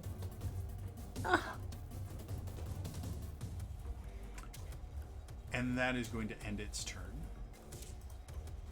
Reggie, fuck it as up. far Wait, as you just can wait. tell, the Girlon that was closest to the T-Rex 100% believes there's a T-Rex coming for it, and it booked its way in the opposite direction, and that's why it's over by Arai. The other Girlon is nomming on Crexney right now. Yep. So with Okay, that, so- what would you like to do? Well, that's going to be the Girlon that I'm going to attack to try to give Crexney some support here. Okay. I think you timed out. Hmm? Are you there? On what? Hello? No, you timed out. Yeah, Imp, you It's- were gone. The rest of us can hear. I can see you on the stream. I can hear you. We just can't see you moving. Yeah, you. You're Oh, frozen. you're frozen. Well, Imp is gone for a little bit, so we'll come back to him. But Reggie, what do you want to do? Okay. Let me see. What do I have here that could work?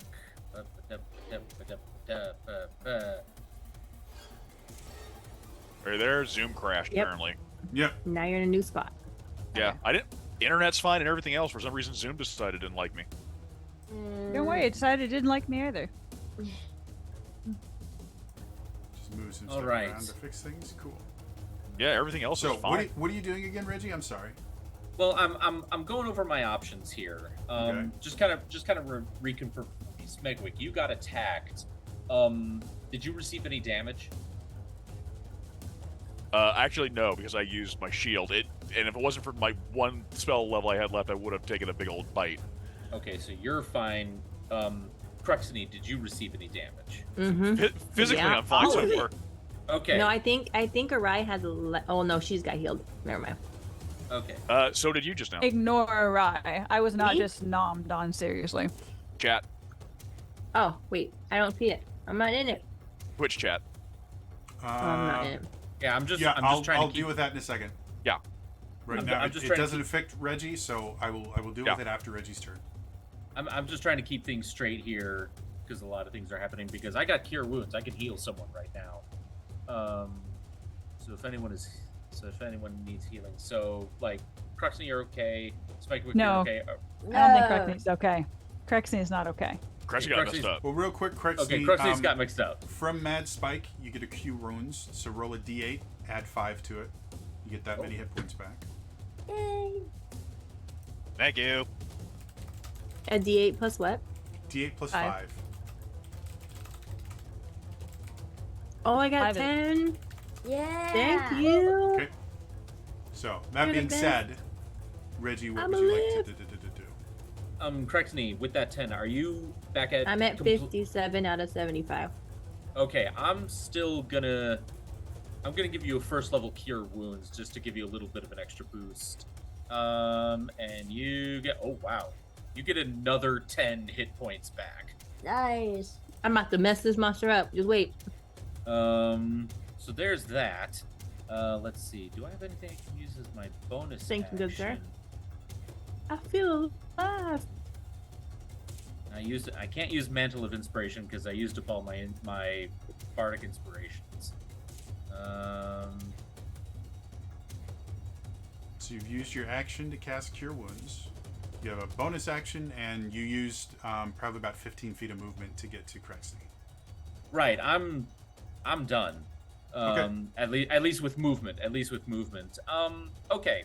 This could be a very dumb question. I'm also like super tired after a long day of work. I'm looking through actions and bonus actions. I see something here that I wonder if I could use, but it says no action.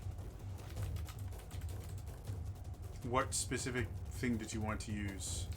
I want to see if I can charm all these creatures with a bard feature called Enthralling Performance.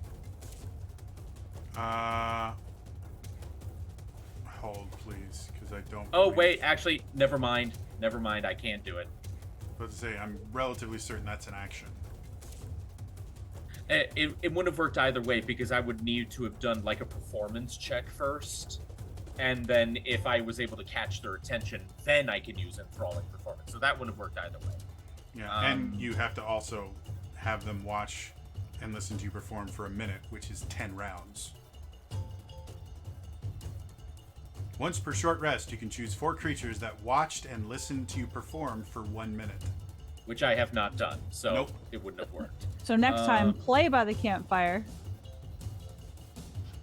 So, You know what? That actually would not be a bad idea. anything But, else you want to do with your turn? I do have one thing here. It's another bardic feature, and it is a bonus action, so I can't do it. It's called Mantle of Majesty, and basically I can cast Command without a spell slot.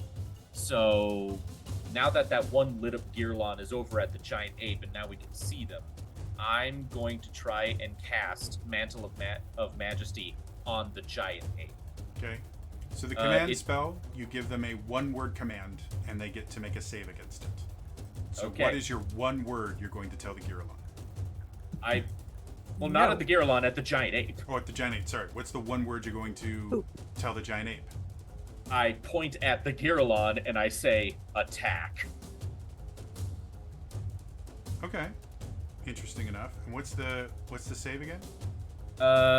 Let's see. As long as you cast command without expense for 1 minute to your concentration. What ends, is your it's spell save? concentration. I'm trying to find that. Spells. Spell save is 16. And Okay. command is a wisdom save. All right. So, Oh, yeah, I was in the wrong page. well, that's a nat 1.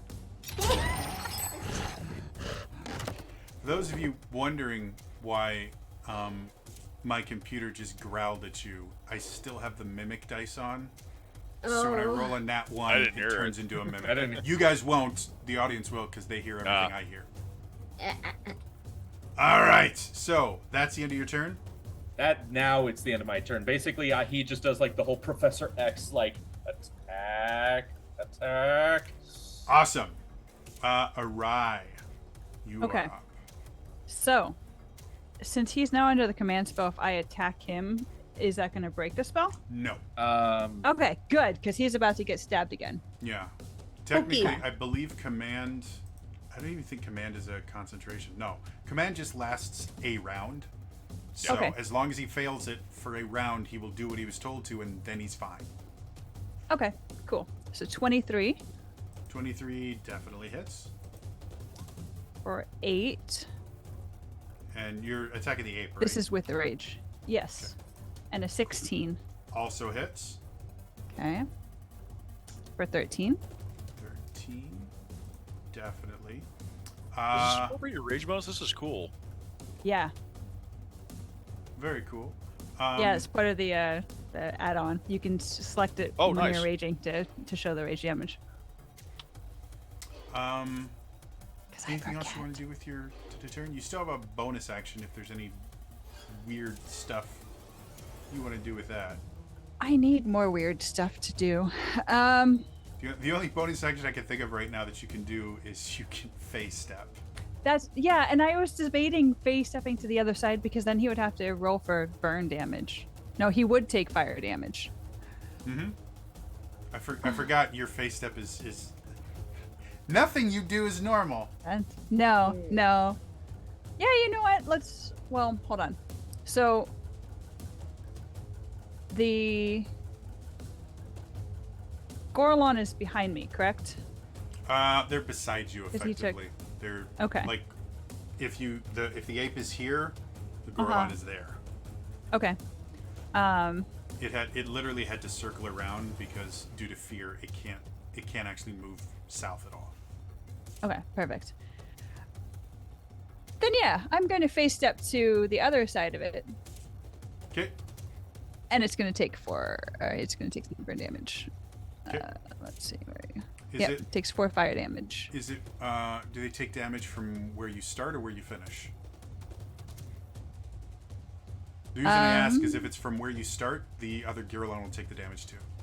Both of them will, because it's any creature that I see within 5 feet of me. Okay, definite. What's the damage? 4 fire damage. 4. Cool. So you guys watch as again Arai is this huge creature. Seems to be very focused on his friend the Giralon.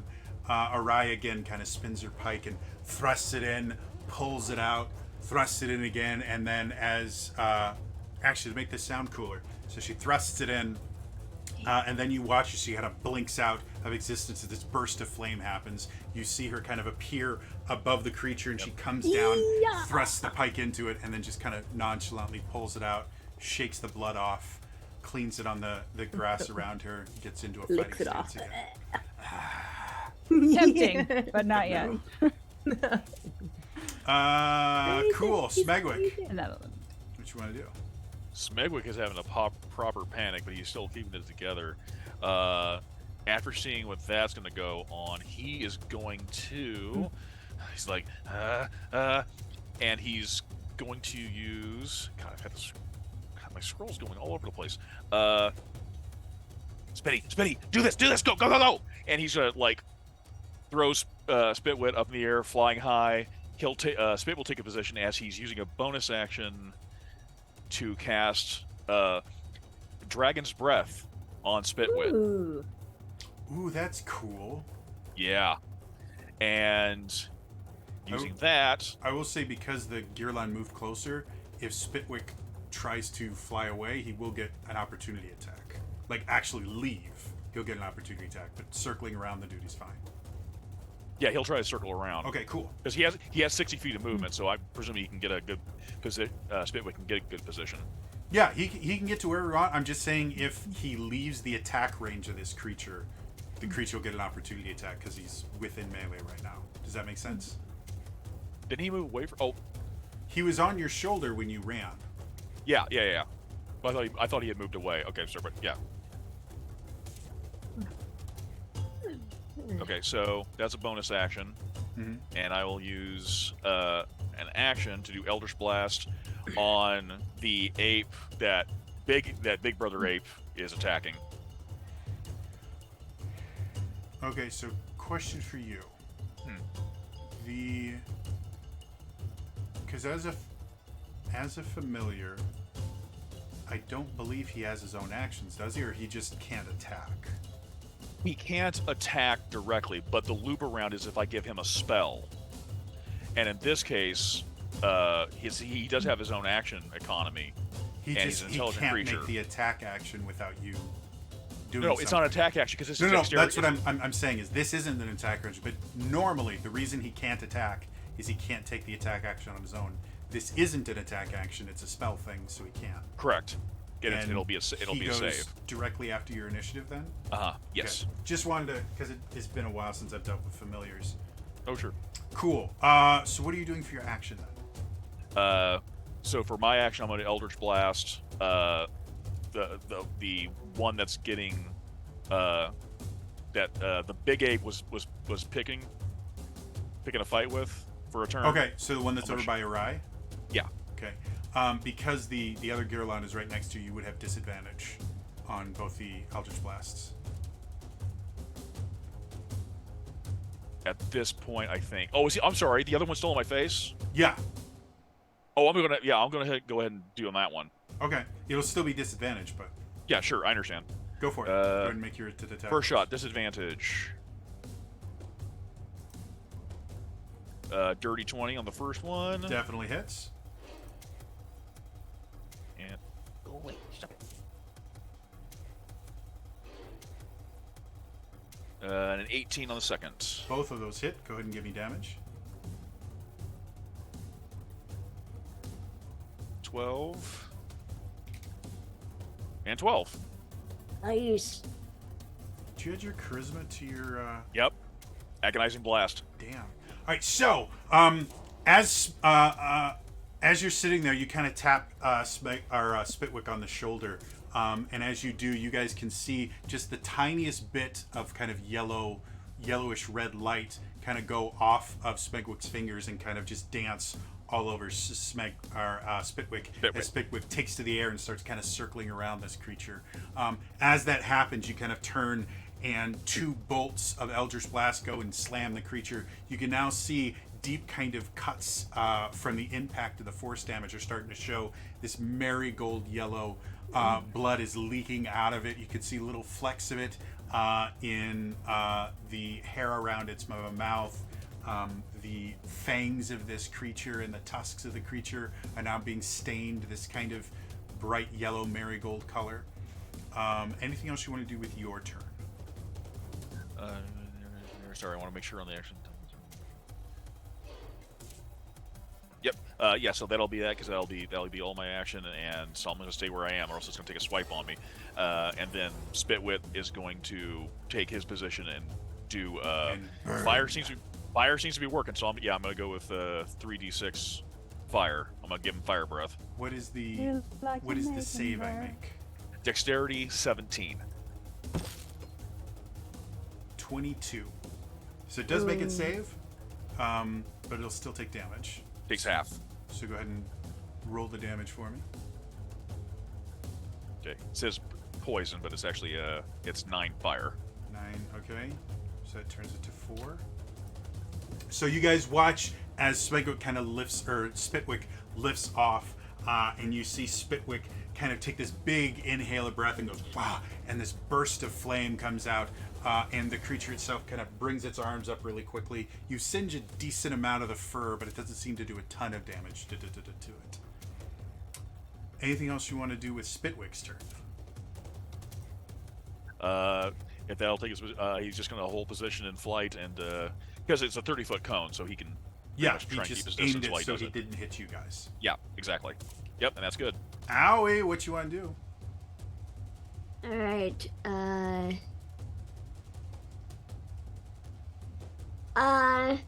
I'm going to follow what the others did. I'm gonna use firebolt on the giant ape.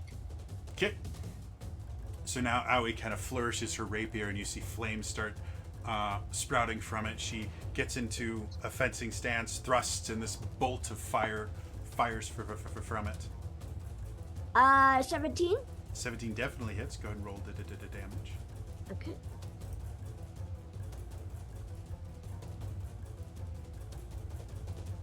Oh. 11 points of fire. All right. Creature howls in pain, and for some odd reason seems to be even more pissed at the Girlon next to it. Let's see. How far away am I from it?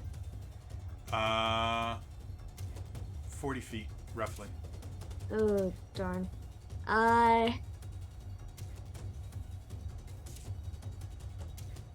Actually, I'm gonna run my max speed and. If you're, if you want, there's a Girlon that's in the camp that everyone else has been attacking. That would only be about 10 feet away. If you wanted to run towards that, because I think I know what you're planning on doing. And so if you just want to run over there, you can make your attack. Yeah, I'm gonna use my bonus action to attack the guy in the camp. Go for it. Go ahead and make me an attack roll. Okay.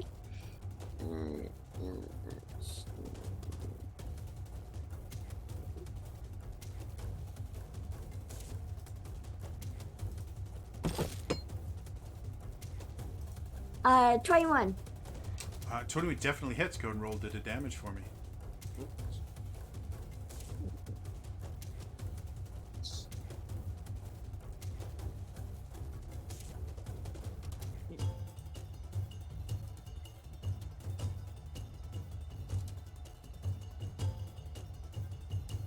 13 points of piercing. So as Aoi finishes kind of her firebolt at the giant ape, you watch as she very quickly kind of spins around and starts running towards the creature. She jumps into the air, brings her rapier down, and it goes straight through the creature's heart. That kind of cries out in pain, collapses as Aoi pulls her blade out, cleans it on the ground, gets into a combat stance again. Yeah. And that Nice. creature is dead. Very Yay. nice. Anything else you want to do with your turn? You still got 20 no. feet of movement. No, I'm good. Okay. The Girlon that's near Arai is going to try and nom on her again. Him, sorry. For a 9 with a bite. Yet. And then 22. Yep. Hits. Stop it. 20, Hits. higher than that. And then a 16. Hits. So, Hits. They all hit. so the bite missed. All 4 claw attacks hit for 28 points of, or actually no, because it's halved. Half. 3 So times 14. 4 is 12. 12. Okay. Because again, due to the fact that it's 7, Oh, and that's you right. round down, Yeah. and it happens every time you attack. That's Okay. the one time when adding it Rounding down individually is actually nice. Benefits you. So yeah, grand total of 12 did the damage. And then it's the giant ape's turn. The giant ape takes a glance at Arai, who has stabbed him multiple times and has burnt him, And also has to make a Constitution save. and has to make a con save for what? For For the thingy. Sure, yeah. automatic. That's a 17. That okay, saves. And then Lucky. the creature kind of raises his fist and then slams it on the gear line next to him. For no reason it can figure out. Wow, that's a 27 to hit. Dang. He killed his own buddy. Good command. Thank you. Killed his own buddy. With a second You're one welcome. misses. You're welcome. You're welcome. 22. So the creature lifts up its fist and it's locked eyes with you, Arai. Like it's sitting there and it just goes "Rrr," and it slams the Girlon. The Girlon just collapses underneath the weight of the fist. It stands up. It is just matted fur with this marigold blood covering all of it. Like one of its tusks broke off, and it just looks up completely with this look of betrayal in its eyes, looking at the ape. And the ape goes to smash it again, and it dives out of the way, and the ape just hits the ground, and it shakes its head and turns back towards Arai. How far away did it dodge? Not far enough to get an opportunity attack, but good Dang. try. My question is now: does the Giralon want to pick a fight with the ape? It looks, it kind of has that expression of I'm not angry, I'm just disappointed. The fact that you almost killed me. Yeah. One of those like 2d4 heart damage. Duty for heart. Crexney, you're up. Am I close to anybody, or am I still only? Did that one still stay by me? The one that was next to you, Owie killed. Dang it, so Owie. the only two that are left are the ones that are over by Arai. And they're how far? Like About 40-ish, 45 feet. Sharpshooter! sharpshooter. Go for it. Going. The Girlon looks next to dead. The ape looks fine. I can't. Negative. No sharpshooter. No sharpshooter. Just kidding. First attack misses. Second attack. It's really funny because you've been rolling really high as soon as you Until I started started wanting to be sharpshooter. a sharpshooter. That's how it My goes. expertise is trash. All right. Well, might as well go down swinging. I just Sharpshooter. go for it. I love everything about this. I just get this vision of Crexney as she kind of gets up and goes, "Guys, you'll never." So what I'm gonna do is I'm actually going to, and she starts like just mathing everything. It's like if you take the sine of this angle of approach here, and she's totally mathing, and then she fires, completely misses the target. That wasn't my real shot. That wasn't my real shot. Wait. Second one goes pure. Like she's starting to kill creatures that are nowhere near you guys. Birds are falling out of the tree. You still have a bonus action if you want to try and sharpshooter. Nope. I just got 18. 18. I'm gonna hit something Still fine. Go ahead and roll damage. without a sharpshooter. You just keep reloading. No, it doesn't count. Wait, doesn't count. Doesn't count. No, wait. No, wait, doesn't count. Doesn't count. This one. It's this one. It's this one. Dang, 6. I got 6. Okay, so again, you're just going to chew thunk. You hit a tree. I was Shoot, like, boom, you hear this. Arr, arr, arr, arr. Something falls out of the sky. You finally go. Collect that later. You just look over there and you just chew. Total like Mal from Firefly thing, where just like shoo, pow, goes straight between the eyes of the Girlon, dead. Yes. Yeah. I told you guys I'm a sharpshooter. Anything else you want to do? You want to move closer to them? Maybe it'll be easier to shoot. I don't know. No, I don't. Okay. I almost died. Sharpshooter! Sharpshooter! Changing my word. She's It's no not longer gonna even. be She's not even aiming at it anymore. She's like sharpshooter in the air. Shit. I was trying an Oh, I arcing said it too shot. early. It Eyes was supposed closed. to come back down. Hold on, Watch, guys. I'll get guys. good at this eventually. I gotta practice. Stop Sort of moving. Eyes closed. Smegwick just kind of moves Put the her bandana hand on. so that the crossbow bolt is not going to go through his head. Not even the right height. No. It's like Ash's Jibble doing Dragometeor, and it hits Piplup. The worst crossbow expert ever. Reggie, it was really impressive every sharpshooter shot got so. These guys have embarrassingly low armor classes. Reggie, what do you want to do? Well, I really don't have any more effective spells that I can use against that giant ape. So you know what? I'm just gonna shoot him with an arrow. Don't undervalue Vicious Mockery. It makes it harder for the enemy to hit. Like, that's a big deal. I'm just saying arrows are kind of hard to shoot, so. So All right. maybe don't use arrows. Maybe just throw rocks. I think throwing rocks is better. Inanimate throwing objects. rocks. There is magic going on in this forest that is making arrows just go the wrong direction, is what it is. Unarmed strike. I'm headbutting. Okay, then you know what? I am gonna use Vicious Mockery. Cool. Make fun of the fact that he just attacked his spear. That's a wisdom save, right? Wisdom save of 16 he has to make. Well, he got a 15, so go ahead and roll. Yes! Mock 'em. Okay. What did he say? Reggie says. So what? You think? So what? You think that the four-armed gorillas are now dead? You're better than them now because you still only have 2.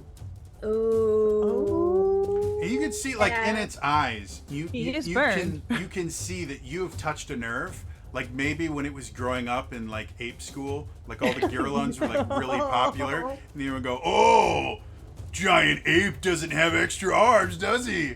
Can't play 2 different instruments in marching band, can you? No, you can't. I don't know why the cool kids were in marching band, but they were.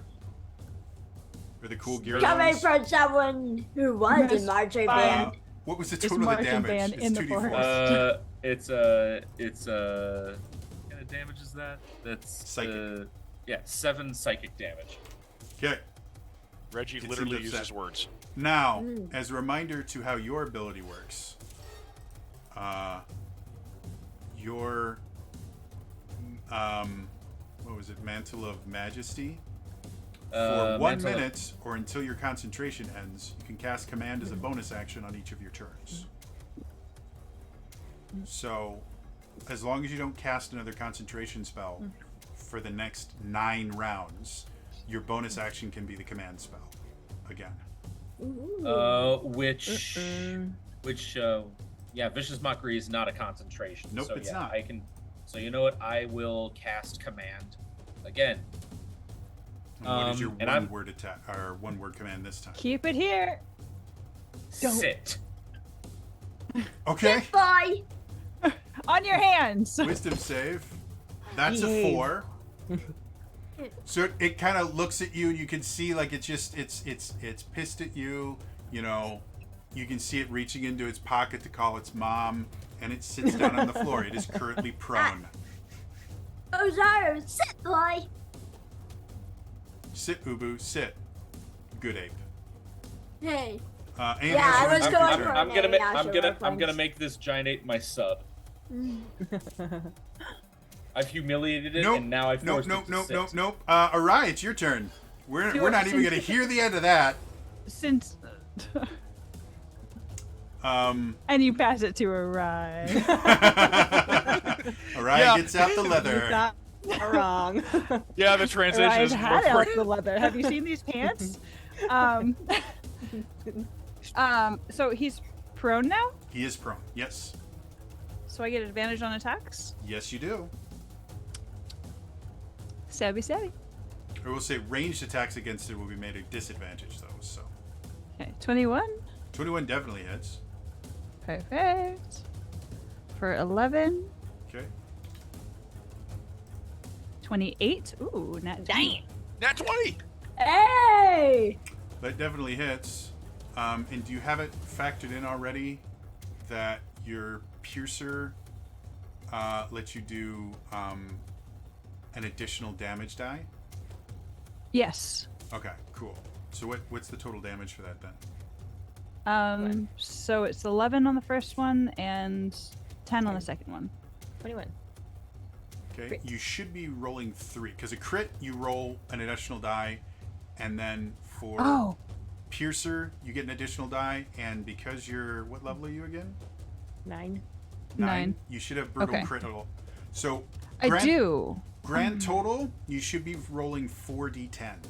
So if you just want to do a slash roll 4d10 and then add your strength and rage to it, that'll give us your total.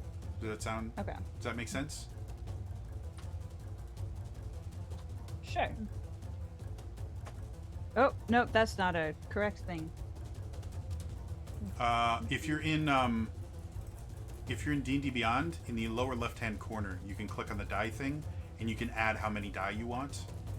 So you can just add 4 d10s. I did it in Roll20. That works as well. Okay. 35. That's, Ah, 35. damn. And then you also need to add your strength and rage damage to that. So 3 plus 3 is 42. 42. Cool. Oh, kick its ass. That's gonna hurt. Take off its head. It definitely hurts. So, as a rise, you see the creature just sitting there, kind of dumbfounded. It's like looking at itself, and you can see the pain in its eyes. It's like, this sucks. You come forward and you stab it once. You bring it around, and you stab right under the rib cage and get right up. And you feel that you've pierced a lung or something, because you pull it out, you can see it just kind of gushing this marigold blood. It looks real rough, but it is still conscious. What? It's a big creature. I've only just started hitting this thing a lot. Yeah. Damn. Anything else Yeah. you want to do with your turn? That is all I can do. Cool. Unless I face step again, but not this time. Smegwick, what do you want to do? Smegwick, even though I have a disadvantage, I'm going to take my 2 Eldritch Blast and then Spitwit. Spitwit should still be able to position it to where he can blast this thing and not Yeah. hit anyone, right? Arise on the other side, and it's a 30-foot cone. He has more than enough speed to get to the spot he needs to be. Yeah. Yeah, so I'll do my 2 Eldritch Blast, disadvantage. Okay. It's a dirty 20 for the first one. Okay.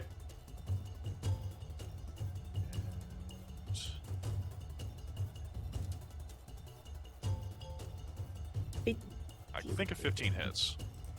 Yeah, both of those hit. Yep. Yeah. So go ahead and give me damage. Okay. 7 and 6. So it'll be 13 total. Okay. So you extend your hand, 2 more blasts go out. It hits the creature twice. It's still kind of reeling in pain, but it's still upright.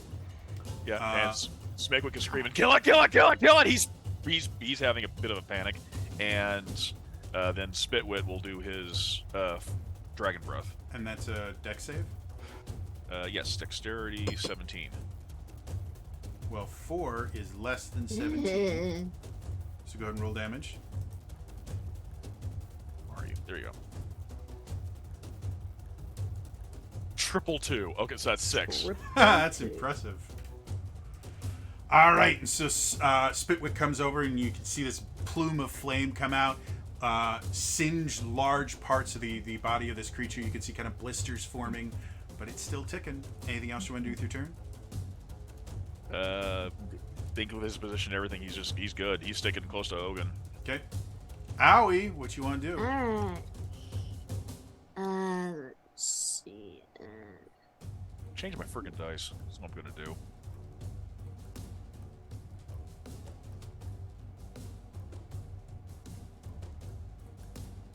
Oh, actually, I'm going to follow Spitwick's lead, and am I close enough that I can do a lightning breath? It's a 15-foot cone, right? No, for me it's a 30-foot line. 30-foot line. Oh, definitely. You, it's about, from where you are right now, it's about 50 feet away. So if you move your 30, okay. you can easily hit it.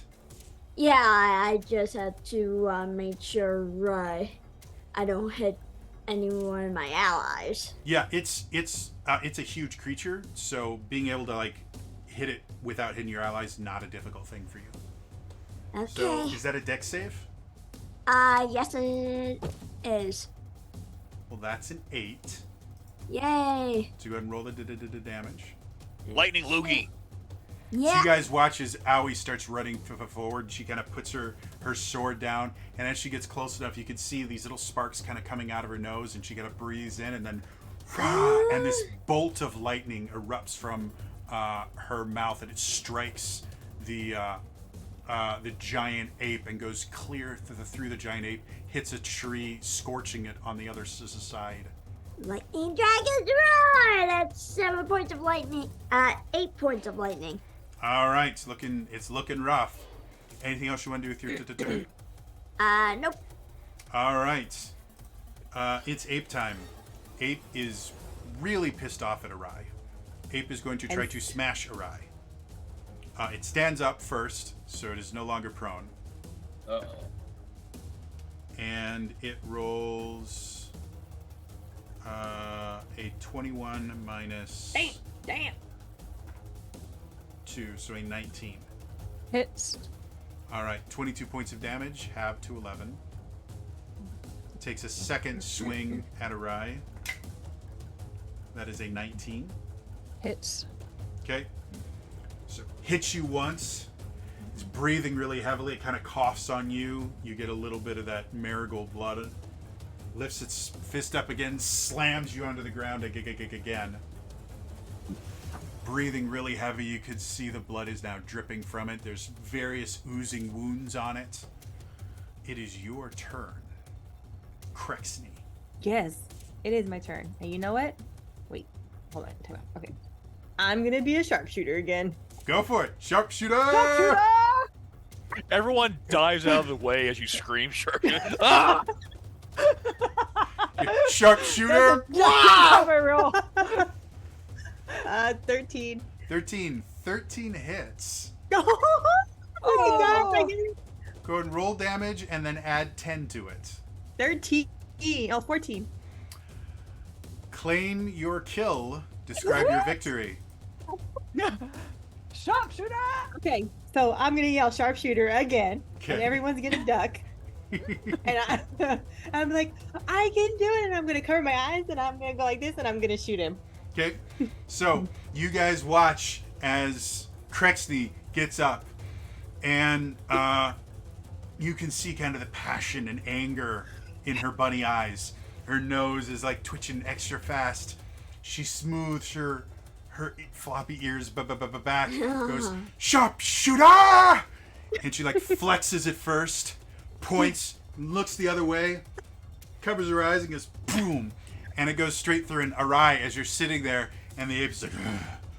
It's starting to raise its fist up, and suddenly you see this explosion of marigold blood as its heart goes searing past your face and gets pinned to a tree and then drops because Jesus. the arrow disappears afterwards. And through the hole, you could see Crexney sitting there, just kind of looking through. And then, I told you so. Nice job!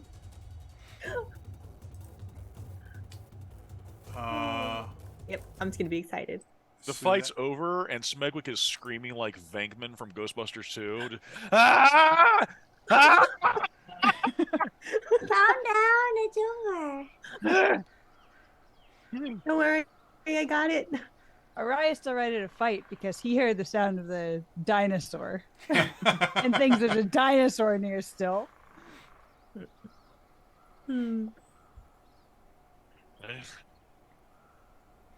All right. So, I'm collecting pieces. Don't get off. what particular pieces do you want to collect from each for proof? I'm taking his heart for proof, that's for sure, because I just blasted it out of his chest. Definitely. It takes a little bit for And Smegwick to come because back. it is a huge Edible. creature, standard like human hearts about the size of your fist. Oh my god. This is a massive. Can I just heart. crossbow it so I can drag it? Come here, Totally, sure. Coming with me? This look great next to my dresser. With enough resin, I could totally turn this into like a feature. We drill some holes in it. This could be a water feature. Like, we wouldn't even need to drill the holes. We could I just could put have this tentacle thing. Just put the holes right in there. Bam. It takes a little bit for Smegwood to come back. Smegwood, he's holding. As far as the Gearlons, what do you guys want to take for bits? For proof? What do they have on them? Just tentacles? The Gearlons Claws. have the arms. Their second set of arms is a little bit smaller than their big ones. Otherwise, they look like 6-armed apes with like weird, funky tusks. And Hey, would it be considered proof if one could Good draw? job, buddy. Good job. If one could make a sketch of the creatures, they or would they not believe me? No. they you probably gotta bring wouldn't. something. Probably not. They wouldn't believe you from just a sketch, because theoretically you could take a sketch of a creature that's still alive. Yeah, true. If We anyone wants to know what they look like, I've posted a Yeah, I'm trying to link Google. in Roll20 chat Okay, Um, yeah. to see what it kind of looks like. This is going to sound a little morbid, but we could do what poachers have done in the past to gorillas, and we could Take like their hands? cut off their hands and take those with us. You could always use the nails for arrows. Take it. So yeah, we'll keep the nails, but Keep the we'll nails. show off the hands. Okay, sure. That works perfectly. We'll give our if you client want these to hands. harvest anything else, I just need a survival check. Yep, I was gonna ask how much of the fur was intact and if it feels soft and fluffy. This is not soft, fluffy fur. This is closer Horse. to kind of like thick hair. Yeah, it is a Um, primate. Yeah. So you definitely can. You do You notice never know. We've been surprised before. the skin itself, especially for the giant ape, is remarkably thick. So if you were to attempt to if you could get it to a tanner, it would make some pretty stiff leather. Yeah, I got a 6. Okay. So On And what were do you have to going click perception? for? As I far was as- gonna go for some of the fur. Yeah, getting the fur is actually not incredibly difficult. With a 6, you get bits of fur. You don't get any like large mats of it or anything, but you can collect the hair itself. Okay. Fail. Probably not gonna have much more luck. Maybe, then. I mean, theoretically, you anything might be able to else. spin it into a thread of some sort. Maybe turn it into a rope. Yeah. Anyone else Um, want to try and collect? Do you guys want to get leather or? Maybe I'll give it a shot. I doubt. Yeah. Uh, I'll try my- for. Actually, I'll try for. Well, go ahead, Aoi. Okay, my wisdom checks have not been great, but it's still bad. It's 9. You're able to get kind of leather scraps, or not leather scraps, but skin scraps that you might be able to turn into like I can't remember the term for it, but you can put leather scraps together to kind of make a form of pseudo leather. Ooh. Used to sell chairs at the place where I worked that were genuine leather, Ah. but they were Oh, chairs. they weren't actual like full leather. They were mended leather or something like that. I can't remember what it's called. But there's a process to do that. It'll be more expensive to turn it into something useful, though. Let's put it that way. Crexy, So did you want to that's- do anything? That's the Yeah. big one you guys are trying to. We're all doing this too. Yes. Is there a difference between the big one and the little one? Or are they kind of The giant same? ape, the skin is just thicker on the giant ape because it's again it's massive. Giant. Yeah. I'm gonna actually go for fur. Okay, I got 11. 11. Okay, kind of the same deal with Sure. Arai. You get bits of fur. Sure. But it's mostly like loose, effectively. Like you have a handful of hair, or a few handfuls because there's a lot of it. Were we gonna take anything else besides, like, were we gonna take teeth or anything from the ape as well, or claws, or Yeah. If you guys we, look got, at we have the the heart? if you look at the picture, the ape is literally that. It's just a giant ape. But the Yeah. Gearlons actually do have tusks. Yeah. Oh yeah. Yeah, take those. I want those. Yeah. Okay, so that would be another survival check.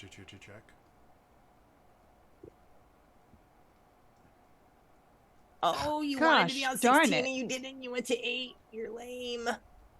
Okay, so out of These are the bad rolls. 2 pairs of tusks between the 2 different things, you guys are only able to salvage 1 tusk. 1. Cool. One was pretty broken by the giant ape when Yeah. it got smashed. So Anyway, Okay, so we have the hands, and what did we get from the little ones to bring first? those are what we took, the hands yeah, and Oh, the okay. tusks now. yeah, And the heart. That's right. yeah. The heart And is the heart the, from the big giant one. ape, and then the hands for the girlins. Since I sharpshootered it. Sharpshooter! All right, unfortunately, because it is very, very late, Yep. that is where we are going to end it for tonight. As always, if you missed any of this or any of the other episodes of Traversing the Veil, I do have all of them on my YouTube channel. It's youtube.com/TrainerJody. Otherwise, again, that is all for me today, and I will see you guys next time. All right? Bye-bye. Bye.